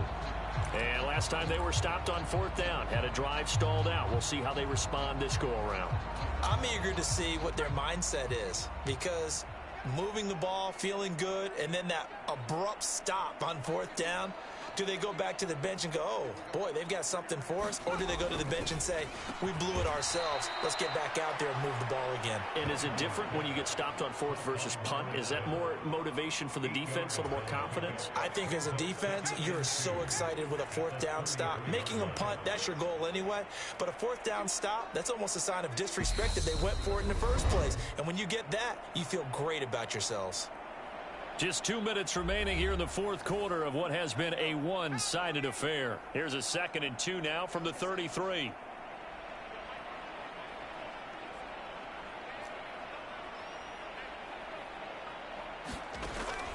Looking to throw.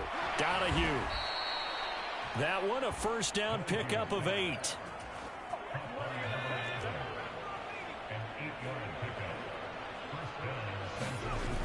Back to throw. Donahue firing quickly here, and that's complete. So give him 2 yards there on the completion, and it's 2nd down.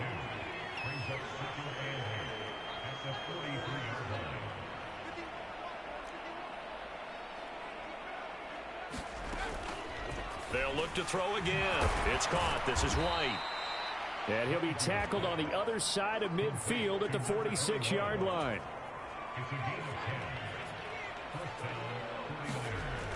On 1st and 10, Donahue. Oh, he dropped it. And that's pretty indicative of the way this one's gone. After the incomplete pass, here now is 2nd and 10.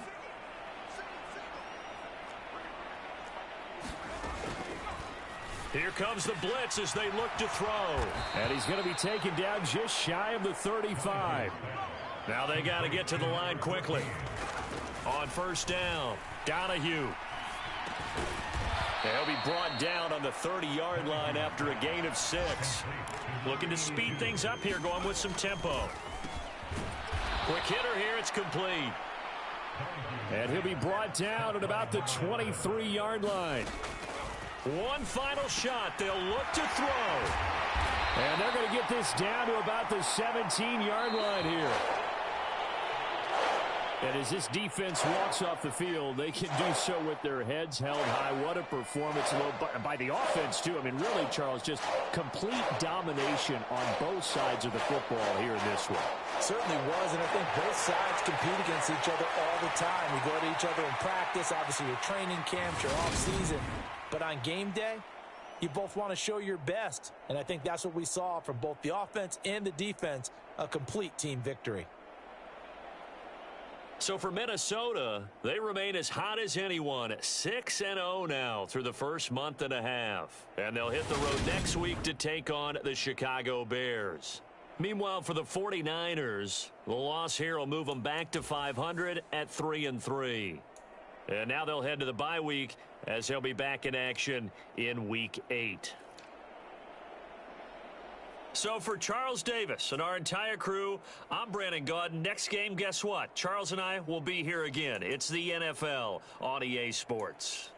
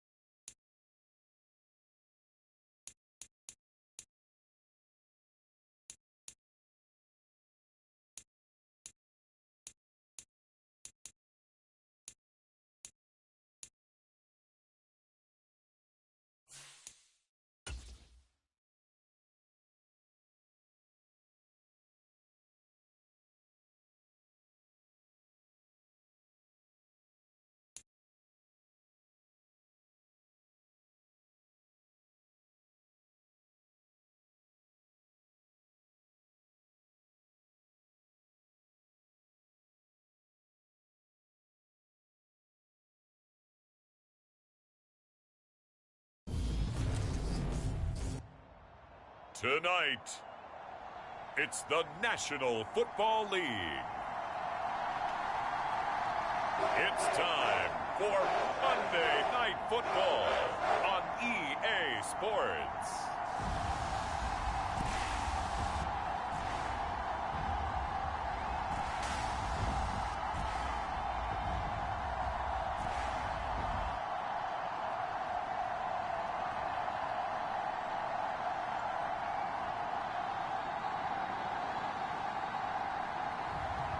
It's the Chicago Bears taking on the Minnesota Vikings. It's the National Football League presented by EA Sports. Tonight we close out Week 7 with a good Monday night matchup between the Minnesota Vikings and the Chicago Bears.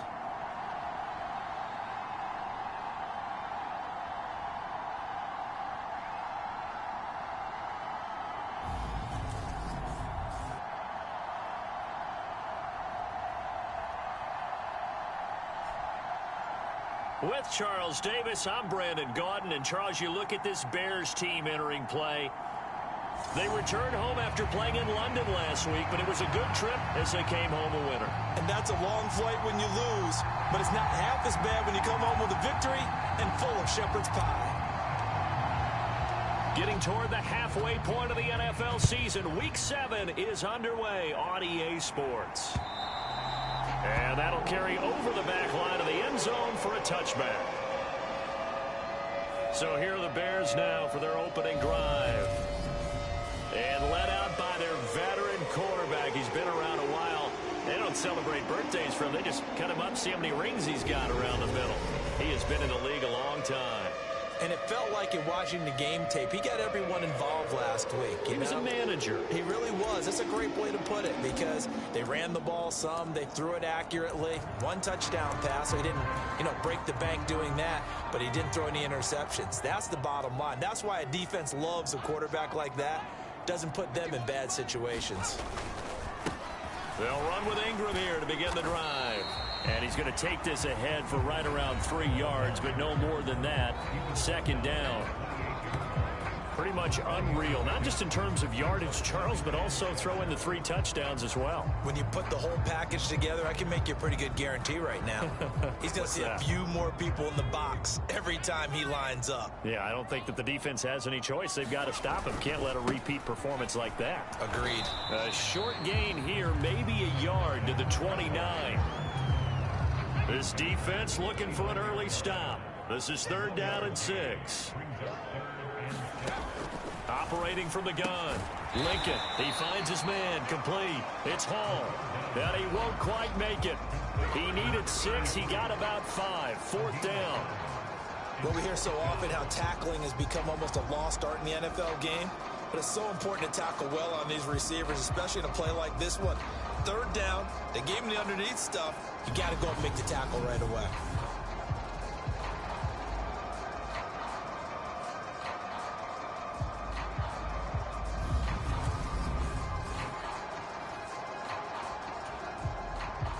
Here comes the Bears punter now. He'll kick it away after a 3-and-out on the opening drive of the game.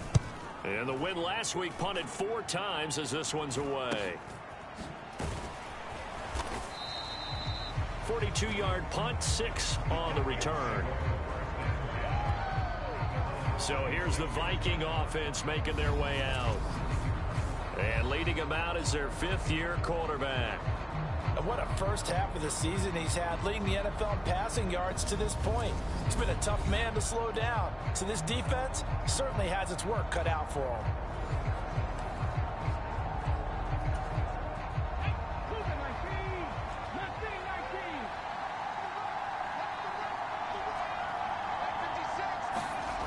Throwing to start the drive. Gary. He gets it complete to Jackson. And he'll be taken down, but not before they work it across midfield. A good pickup there, 26 yards. So into Bear territory now. This is 1st and 10 at the 48-yard line.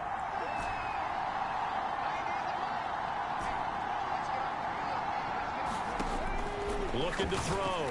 Gary. And he's got Booker. And they're able to work this to the 25 before it's all said and done.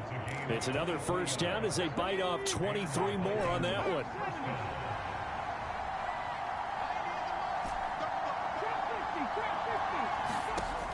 Operating from the gun, Gary. A quick throw there going to be batted away and incomplete. But Charles, something we talked about last week, when you start believing whether you're in the midst of a special season or not. Well, now they're at 6-0.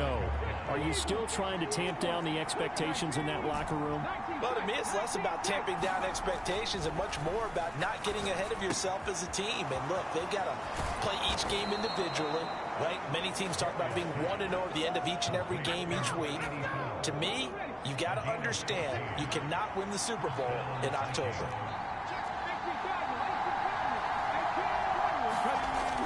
Throwing on first down, Gary. And this one almost intercepted. Not a good throw there. Nearly an opening drive INT. So after the incompletion on first, now 2nd and 10. Operating from the gun, Gary. Toward the back corner of the end zone, but he could not get the feet down. This will wind up incomplete. This offense was on the move. Now 2 straight incompletions have them looking at 3rd and 10. Back to throw. Gary. And he will not be able to hang on through the contact. It's incomplete. The coverage strong, and now it's 4th down. Brandon, we saw these defenders flying to the football in their win last week, and nothing has changed. They're still moving around quickly and forcing incompletions.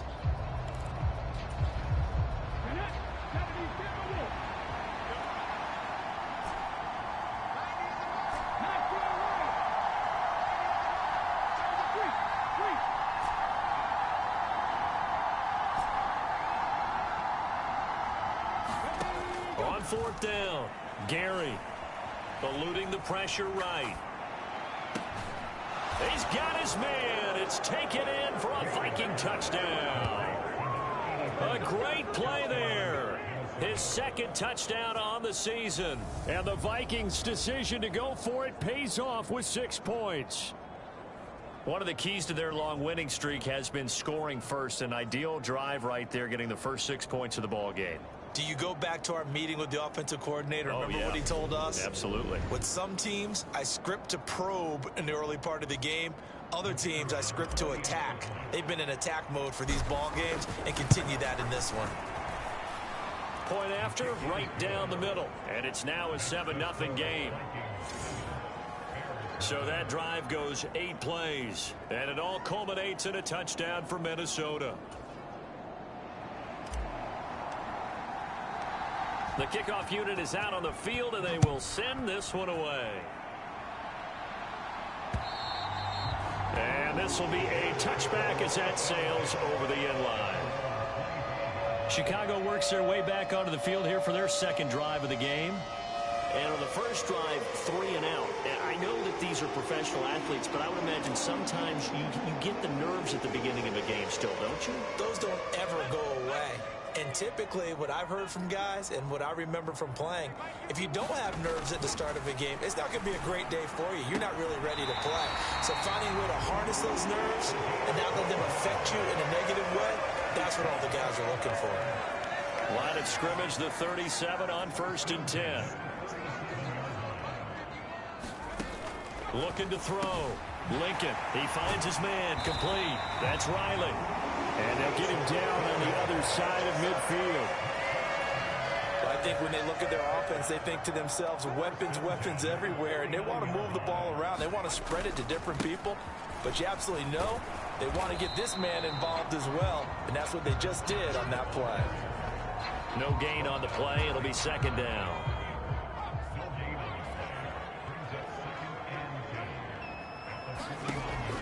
Back to throw.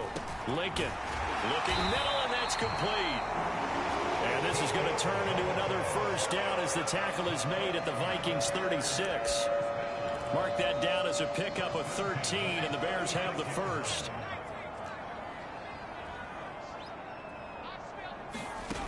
On 1st and 10, Lincoln. The Vikings after him, and they get there for the sack. It'll be a loss of 10, and it'll bring up second.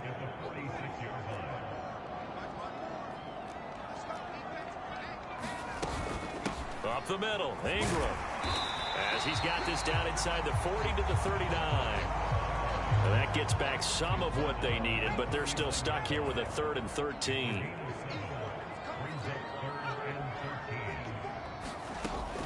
Looking to throw. Lincoln, he finds his man, complete. That's Riley. And he'll be stopped short of the first down as they rally to tackle him at about the 28. They'll get 11, but still a little short. 4th down. But don't tell any defensive coordinator I played for, but that might be considered a win for both teams because defensively they stopped them short and forced the 4th down. But offensively, they picked up enough yards to give their kicker a better shot, if that's what they want to do. And he's not going to get the first. I don't even think he made it back to the line of scrimmage. He needed a couple, but he didn't even get back to the line of scrimmage. And the Vikings defense is going to get the football back. Well, I guess they wanted to get that touchdown right back on their first drive, but failed to do so. And what they have to be careful of is pushing so hard to stay right there, to stay even with their opponent, that they gas themselves out. You know, it's almost like horse racing. Sometimes you don't want to take your horse right to the front and let them do all the work, and then someone catch them at the end and pass them up. You want to make sure you moderate what you're doing along the way and then go for the big finish. A good run, got 7 on first. Here's 2nd and 3. And they'll keep leaning on the running game, back to the ground. And this will be a Vikings first down as he's able to get this up past the 40.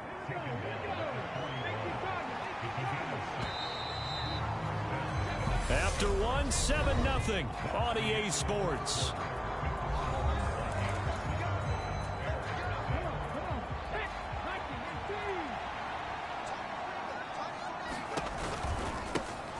On first down, they'll go to the ground attack.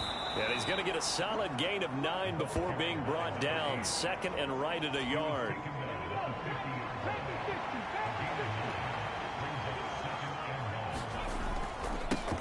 On 2nd down, they'll run it here. And he'll be brought down at the 48-yard line. Able to get the 1 yard he needed, but nothing more. The Vikings at 6-0. What a start to the season for them. And they have certainly got it rolling as of late. Winners of 6 in a row. And I think this is where, as a head coach, you show your team some trust. Instead of just talking about winning, the very next game, you point out to them, we're on a nice run here. And if we keep doing this, we'll be playing at home in the postseason. And we know that could ride us all the way to the Super Bowl if we get that done. They'll bring a receiver in motion left. Now they'll switch it up here and look to throw. And a quick throw here, that's complete. And he is out of bounds, but not before he's inside the 30. 12 yards there as they keep this drive rolling. It's another first down. And defensively, they were in zone coverage there. Do you have to be a little careful? You're losing, playing against a good quarterback like he is, to not play too much zone?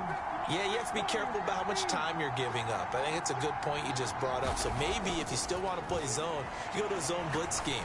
And you can drop anyone out of your defensive front. Defensive end, defensive tackle. It doesn't matter. You just exchange someone to bring more pressure towards the quarterback and still try and cover downfield.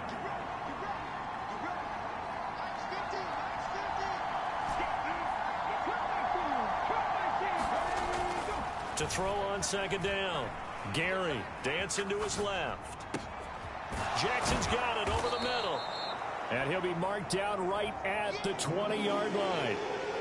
He was out there waving his arms, and when you got a quarterback out of the pocket looking for any help, I guess waving the arms is helpful. It certainly is, because you got to get his attention, because now you're in scramble drill. So everyone's adjusting their routes, finding open space, and he found the right spot for the completion. A 3rd down gain of 3 yards, and that'll be enough. Those tip balls can drive you crazy in so many different directions. If this one hits the ground, they're facing a field goal at best. Instead, first down. You remember the old tip drill here. It pays off for the offense. Yeah, the tip drill's supposed to work for the defense. Right. It's in the air, go up and get it. Instead, the offense gets a first down, and that's a big play for them. And that is incomplete. Oh, the coverage a little too good there, and it's 2nd down.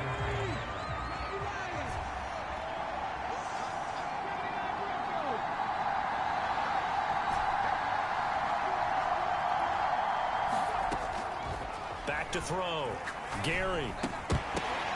And this throw incomplete. Well, the defender all over him that time, and it's going to lead to third down. That play call wasn't there for them against that coverage. So they're going to spin the dial now in their playbook and come up with one more shot at the marker to try and keep this series going.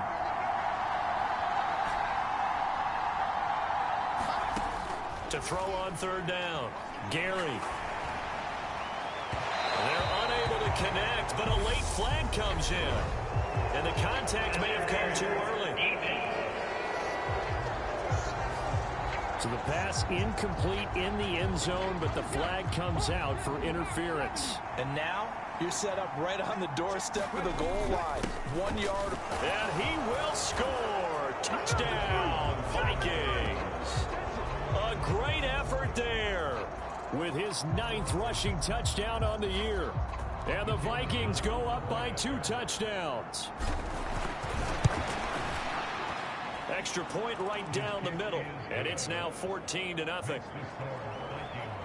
That one in the books as a 12-play drive. And it ends with a 1-yard touchdown run.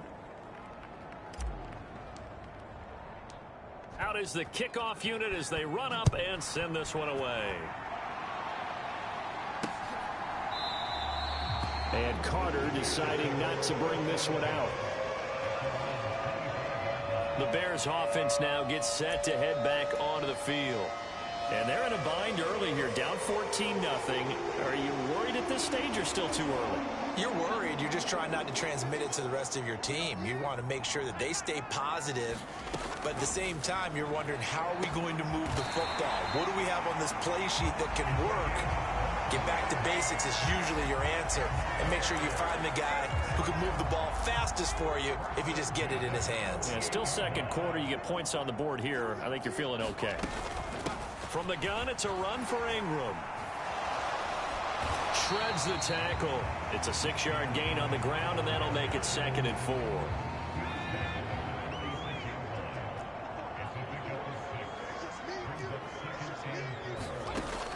Operating from the gun. Lincoln, he finds his man, complete. It's Hall. And he's going to be taken down right at the 40-yard line. This offense finding its legs now. Here's another 1st and 10. Out of the gun, they give to Ingram. Gets around him and brought down, but able to get it to their 30-yard line. It's a pickup of 10 and a Bears first down.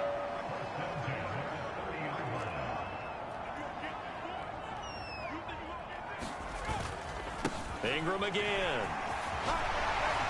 And he's down into the red zone at the 15 after a gain of 15. 1st and 10. Line of scrimmage, the 15. It's 1st and 10.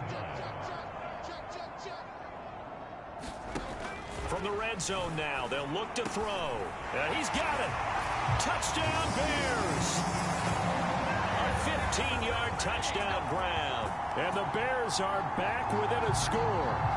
Obviously, Brandon, they couldn't get it all back with just one score, but that touchdown chips into the lead, and now it makes the comeback a little bit more manageable.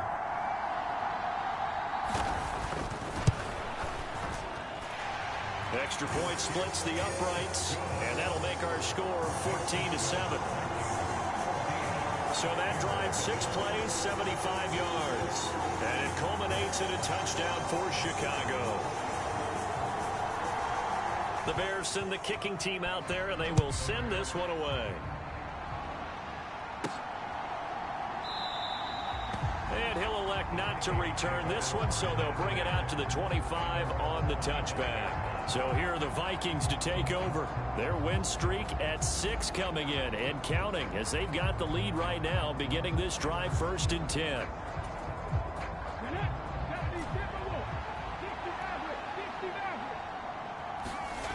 Throwing to start the drive. Gary.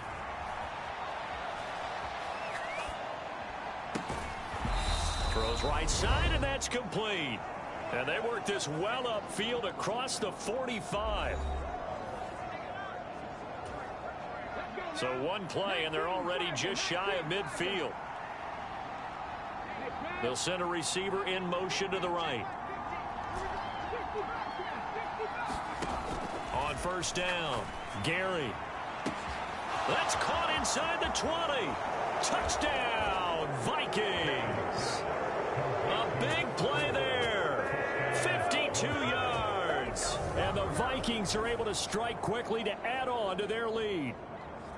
So, Charles, that's 3 touchdowns on 3 drives, and it's just been an offensive barrage so far. Great word, partner, using barrage right there. I'm going to add another word if you don't mind. How about perfection? No surprise that they're leading right now. Absolute dominance throughout this ball game and no signs of slowing down.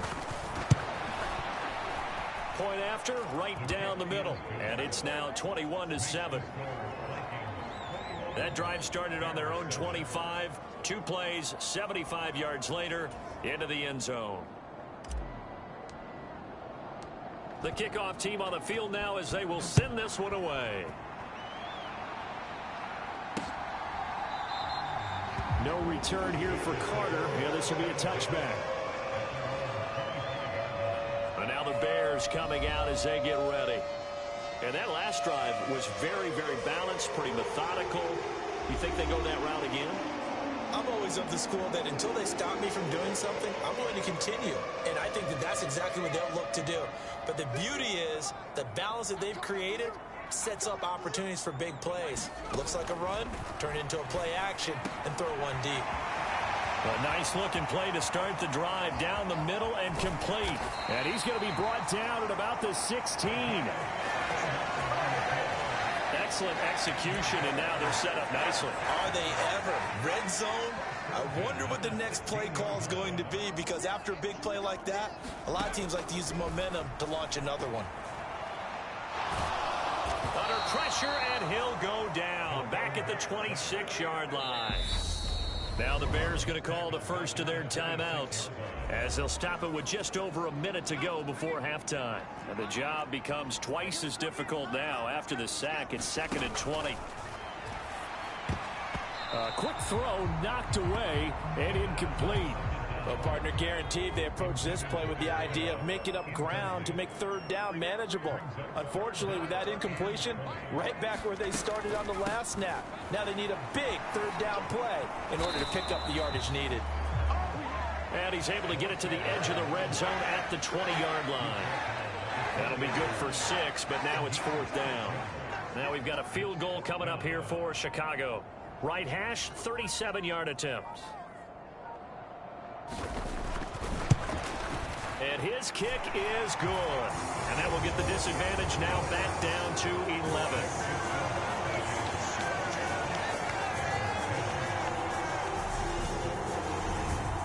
So the 3 points here, they're still down, but they put somewhat of a dent into that lead going into the break. Anything helps when you're trying to chip away at a lead, but they do know that they're going to need a little bit better effort in the second half.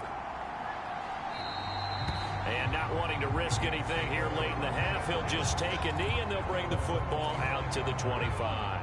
Here are the Vikings now to start their next drive.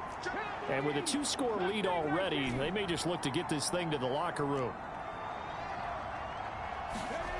Throwing on first down, Gary. And that one incomplete, but now a penalty flag coming in late. That might be PI.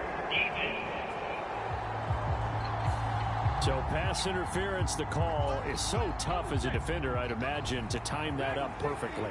It certainly is difficult to get it exactly right, because sometimes you're looking at getting there fractions of seconds too early. That one looked a little more obvious. Always a tough penalty to officiate. Just ask the basketball refs when they have to officiate block and charge. He's going to let this one go deep. And the throw left sideline here is caught, but they'll rule it incomplete. Couldn't keep his feet in. 2nd down. So line of scrimmage still the 39 on 2nd and 10. One back in the backfield, he'll get the carry. And this will go as a short gain on what will be the final act of this first half. So we're at halftime here on a Monday night. As we'll send you down to Orlando, and we check in with Jonathan Coachman for our EA Sports Halftime Report. Coach. Okay, Brandon, thanks very much. Welcome in, everyone, to our EA Sports Halftime Report. Let's get you caught up on what's going on around the NFL. We'll begin up at legendary Lambeau Field in Green Bay, where you see the final score there. Trent Taylor a touchdown run in the victory. From there, let's head off and check out a second game. And they were losers in that one to the visiting Pittsburgh Steelers. The Steelers are looking to get back to the playoffs, and they've had a strong first half of the year as they upped their mark to 5-2. Finally, we're off to Atlanta to check on the Falcons at home at Mercedes-Benz Stadium. And they were winners in that one over the visiting Tampa Bay Bucks. The Falcons are able to level their record at 3-3 with the victory. Meanwhile, in our game, it's been a back-and-forth first half. Who can put it together in the second half? For the answer, we turn it back over to our broadcast team of Brandon Godden and Charles Davis. All right, Coach, thank you, and we welcome everyone back for quarter number 3.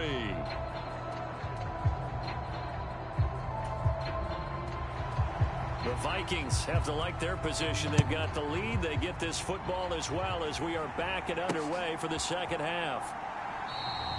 No run back here to begin the half, and we will start at the 25-yard line. Out come the Vikings. They'll have it first on offense as we begin the third. As this offense takes the field to begin the opening drive of the second half, Charles, remember that first half, good through the air and really all around an outstanding offensive performance. Absolutely. They've reached the end zone several times. The passing game working awfully well, and most importantly, partner, and they went to the tunnel with a lead. They come back out with that lead. Absolutely. NFL coaches, we know they're perfectionists in a lot of ways, but they had to like what they saw in that first half. Finding space at the 40. He continues to deliver a first down here. He had 4 catches in the first half, and this one number 5.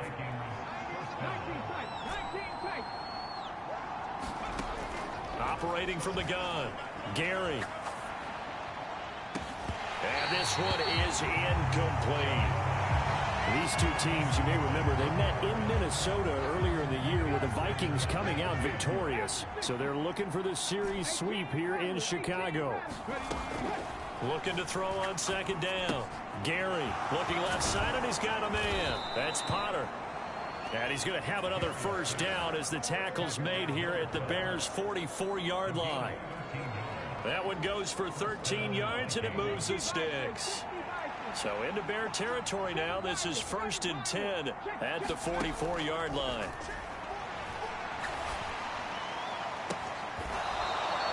And he's got his man on the out route. A well-executed 22-yard gain. Whatever the discussions were at halftime to try to slow down this offense, it has not worked to this point. Yeah, I have a vision right now of everything that was discussed in the half just being torn in shreds or being erased off of the Microsoft Surface tablets because none of it is working. They are really locked in on offense. Back-to-back nice gains. That one for 14 yards and another first. Well, there's your leading receiver in the NFL in terms of yardage, putting on another clinic, well over 100 yards. Are we taking notes? We should be, right? Because I'm going to go back and watch this tape and really enjoy what I'm seeing. The route running, competing for the football, just breaking down in defense. From the 2 now, 2nd and goal. They'll try again. And he will take this one into the end zone for a Viking touchdown. A great play there. His 10th touchdown of the season, 2nd of the game. And the Vikings take the opening kickoff of the third quarter and drive right down the field to extend their lead. But just power football there down near the goal line. Give it to him. He's able to push his way across. Yeah, they went heavy there. Sometimes you have those big offensive linemen come in, have to report like they're eligible, but all they're doing is getting a good stance, blocking, and getting their runner across the goal line. Extra point right down the middle, and the lead is up to 18 now. So the drive winds up going 75 yards in 7 plays, and it's culminated by a 2-yard touchdown run. Minnesota's kick team ready, and the Vikings boom it away. And Carter deciding not to bring this one out. So here are the Bears now as they get set for their first possession of the second half. And their halftime hole now even deeper, and they need a big drive here just to answer the first touchdown of the second half scored against them. They were down at the half. Now, as you mentioned, they're down a little bit bigger, but no time for discouragement. Just got to get back to it, right? Put your shoulder against the boulder and start pushing and try and get back to where you were to start the half. And down he goes, but he takes it up to the 40. They may want to go back to that one. First play of the drive, good for 15 and a first down.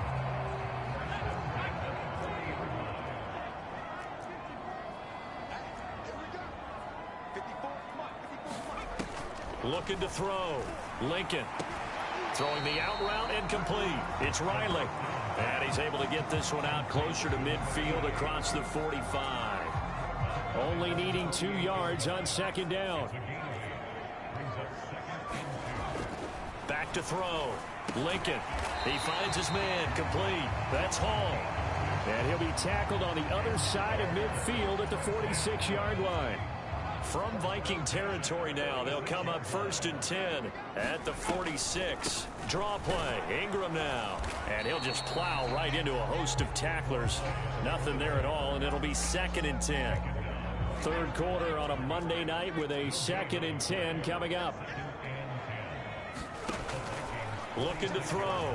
Lincoln. It's a short one here, complete to the tight end. And this is going to turn into another first down as the tackle is made at the Vikings 36. Give them 10 yards there as this offense is on a roll. This drive continues to plunge forward.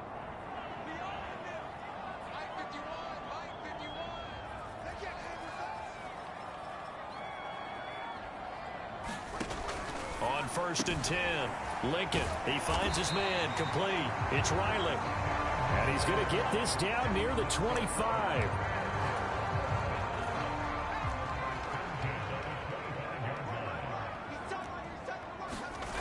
On 1st down, Lincoln. This will be a short gain of 3 before he's brought down at the 22.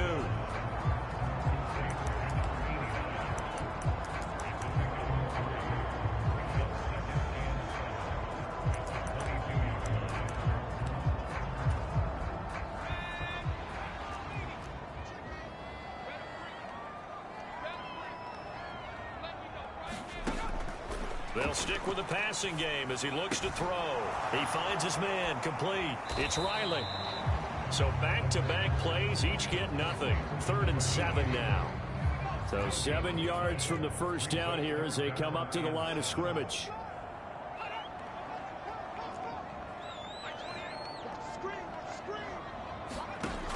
Back to throw again. Yeah, this pass broken up. Excellent coverage there on 3rd down, as that was not an easy one to hold on to. And there's another stop. One of the league's best defenses is certainly bringing it again this week. And his kick is indeed good. And that'll get the deficit down to 15.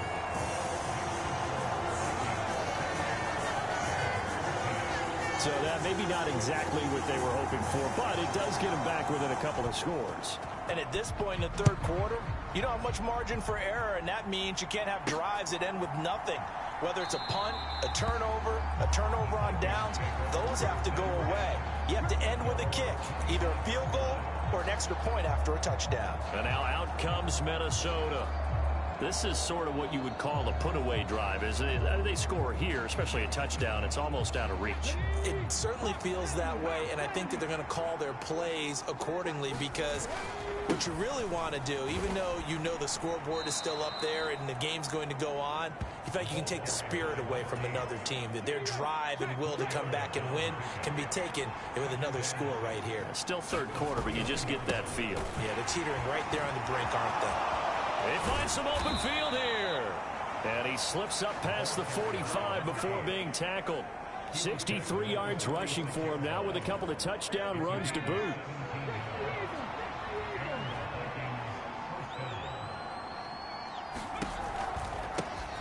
On 1st down, they'll go to the ground attack.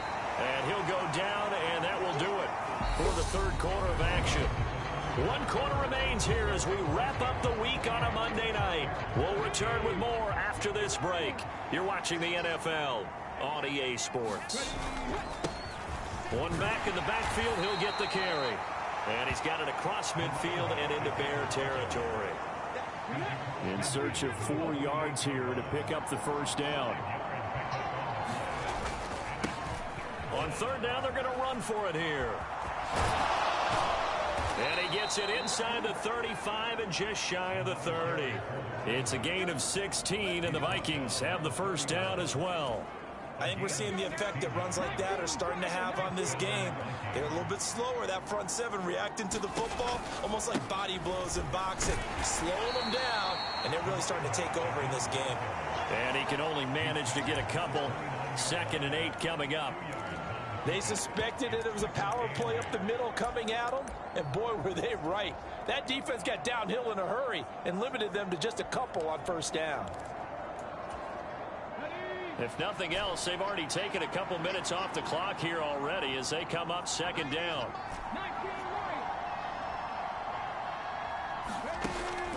Back to throw. Gary.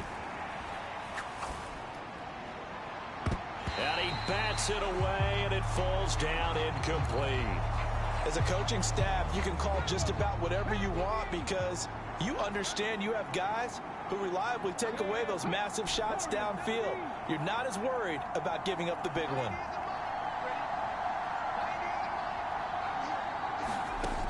On third down, Gary. He's going to go up top for the end zone. It's caught in the end zone. Touchdown, Minnesota. A great effort there. 29 yards. And the Vikings add on to their lead, and it's looking like that win streak is going to extend another week. Well, I've heard you use the term put-away drive, and that right there seemed like the definition of a put-away drive. Yeah, it certainly just pops right up out of the book, doesn't it? Because up 2 scores already, just wanted to possess the football, keep converting and picking up first downs, and if the drive ends in 3 points, that's terrific. If it ends in a touchdown, fantastic. The extra point splits the uprights, and the lead opens up now to 22 points. Minnesota's kick team ready, and the Vikings boom it away. And this will not be returnable. It's out of the back of the end zone for a touchback. The Bears offense now heading back out onto the field. And last time able to get 3. It's not what they wanted. They wanted 6, but they got at least something. They mustered something out of the drive. They'll take it. Just, I like the way you've described it. Not ideal, but they'll take it. Anything to put some points on the board. But this time on offense, they don't even want to see the field goal kicker trot on the field. They want that ball in the end zone. Yeah, they'll be going for 6. And here is a leaping catch. He pulled it in. 16 yards right off the bat and a first down. A 3-score game here late. You can probably rule out the comeback, but certainly some kind of a moral victory to be had if they can get a few more points to close things out. And to that end, a nice pass play there to push things downfield. Yeah, and we know in this league, a loss is a loss, and no one wants anything to count as a moral victory or, boy, something to... Pressure coming from the Vikings, and they get there and bring him down. He couldn't get rid of it. He takes a sack for a loss of 6 to bring up 2nd down.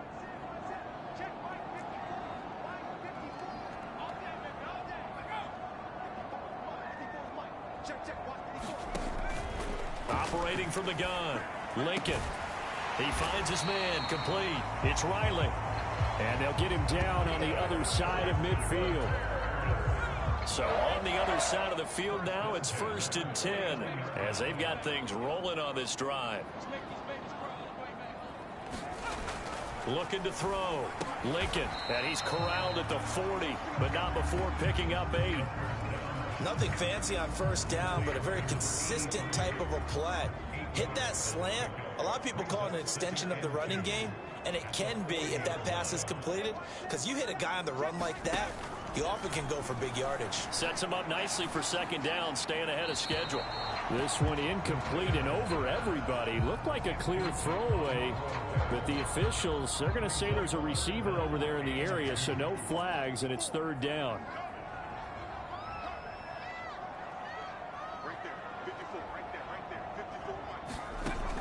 On 3rd and 2, Lincoln over the middle, complete. That's Riley. And he will have the Bears first down as they're able to convert by plenty there on 3rd and 1. I got a kick out of that one, partner. You and I talk often about trying to hide receivers in certain situations, but a guy of his size, can't really hide him. But the tight end drag route, definitely an effective way to sneak him across the formation for an easy completion and a first down. And they'll have it in the red zone before he crosses over out of bounds. So from inside the 20, here's 1st and 10 at the 18. From the red zone now, they'll look to throw. And he's left with no option here but to throw it away. Not only did he have a chance to scan the field there, it felt like he had a chance to scan it twice. The protection was that good. Unfortunately for him, the coverage downfield, equally good. To throw again, Lincoln. And this throw a bit late as he couldn't reach back for it. This offense was on the move. Now 2 straight incompletions have them looking at 3rd and 10. Back to throw. Lincoln. And that's going to wind up incomplete. Nearly their first pick of the game, but it does bring up 4th down.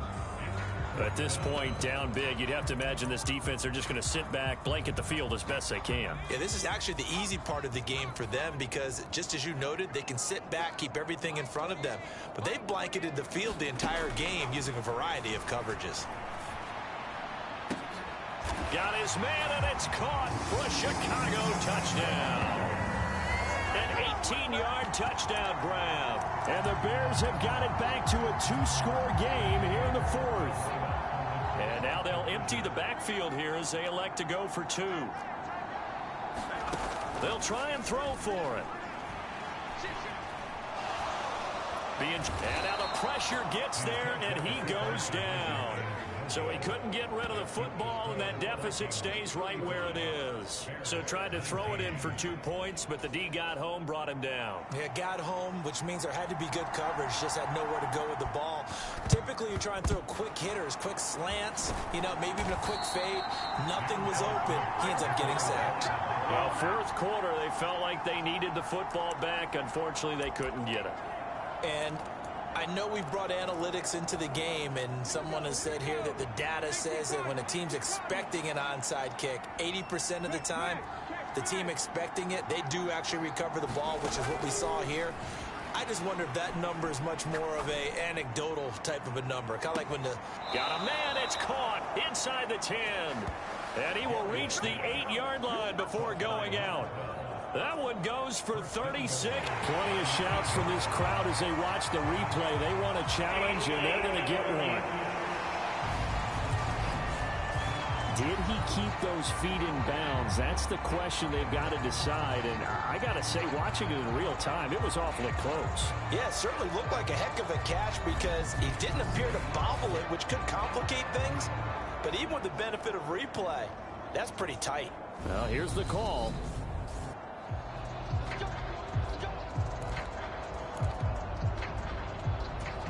So the challenge there does not go their way. This will indeed remain a completed pass.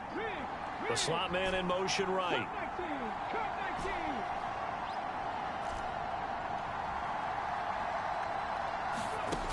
Looking to throw. Gary flush to his right. And intercepted. Maybe the turning point they need. And the Bears are right back in this football game. So certainly a big mistake there, Charles. 1st and goal, and they throw the interception. Oh, that's just agonizing for a team because you still got at least 2, maybe 3 downs in your pocket. So if it's not there on 1st down, there is no sense in trying to force something. Instead, now the pressure comes and he goes down. Just inside the 10, back at the 9. 2 minutes left to play in this football game here on EA Sports. So the Bears with the football here as we welcome you back. Pass protection has been a problem all night long as they come up facing 2nd and a bundle. From the shotgun, he'll look to throw. Going to throw right side here, complete. They'll get to the line here, but remember, it's also 3rd down. Back to throw. Lincoln, he finds his man, complete. It's Hall. 1st down now, but that clock rolling. Looking to throw. Lincoln. And that'll be knocked away. It's incomplete. So many times when we talk about coverage, we're just about a defender running with a receiver, but a big part of it is understanding where the football is, finding it. In this case, when it arrives. The Vikings after him, and they get there for the sack. Now the Bears going to use the second of their timeouts as they'll head to the sideline and talk over what to do next. Now on 3rd and long, they'll look to throw. Throw left side complete. That's Hall. 14 yards is the pickup there, but it'll still lead to a 4th down. As expected, they're going for it to keep the drive alive. And it's incomplete. They cannot convert, and they turn it over. They had to go for it with such little time remaining. And the Vikings, they have the football now in excellent field position. So with that, we can just about close the book on this one, Charles. Yeah, what's the old expression about slim and none? Well, Slim just left town on that They're one. down to none? Yes, exactly right.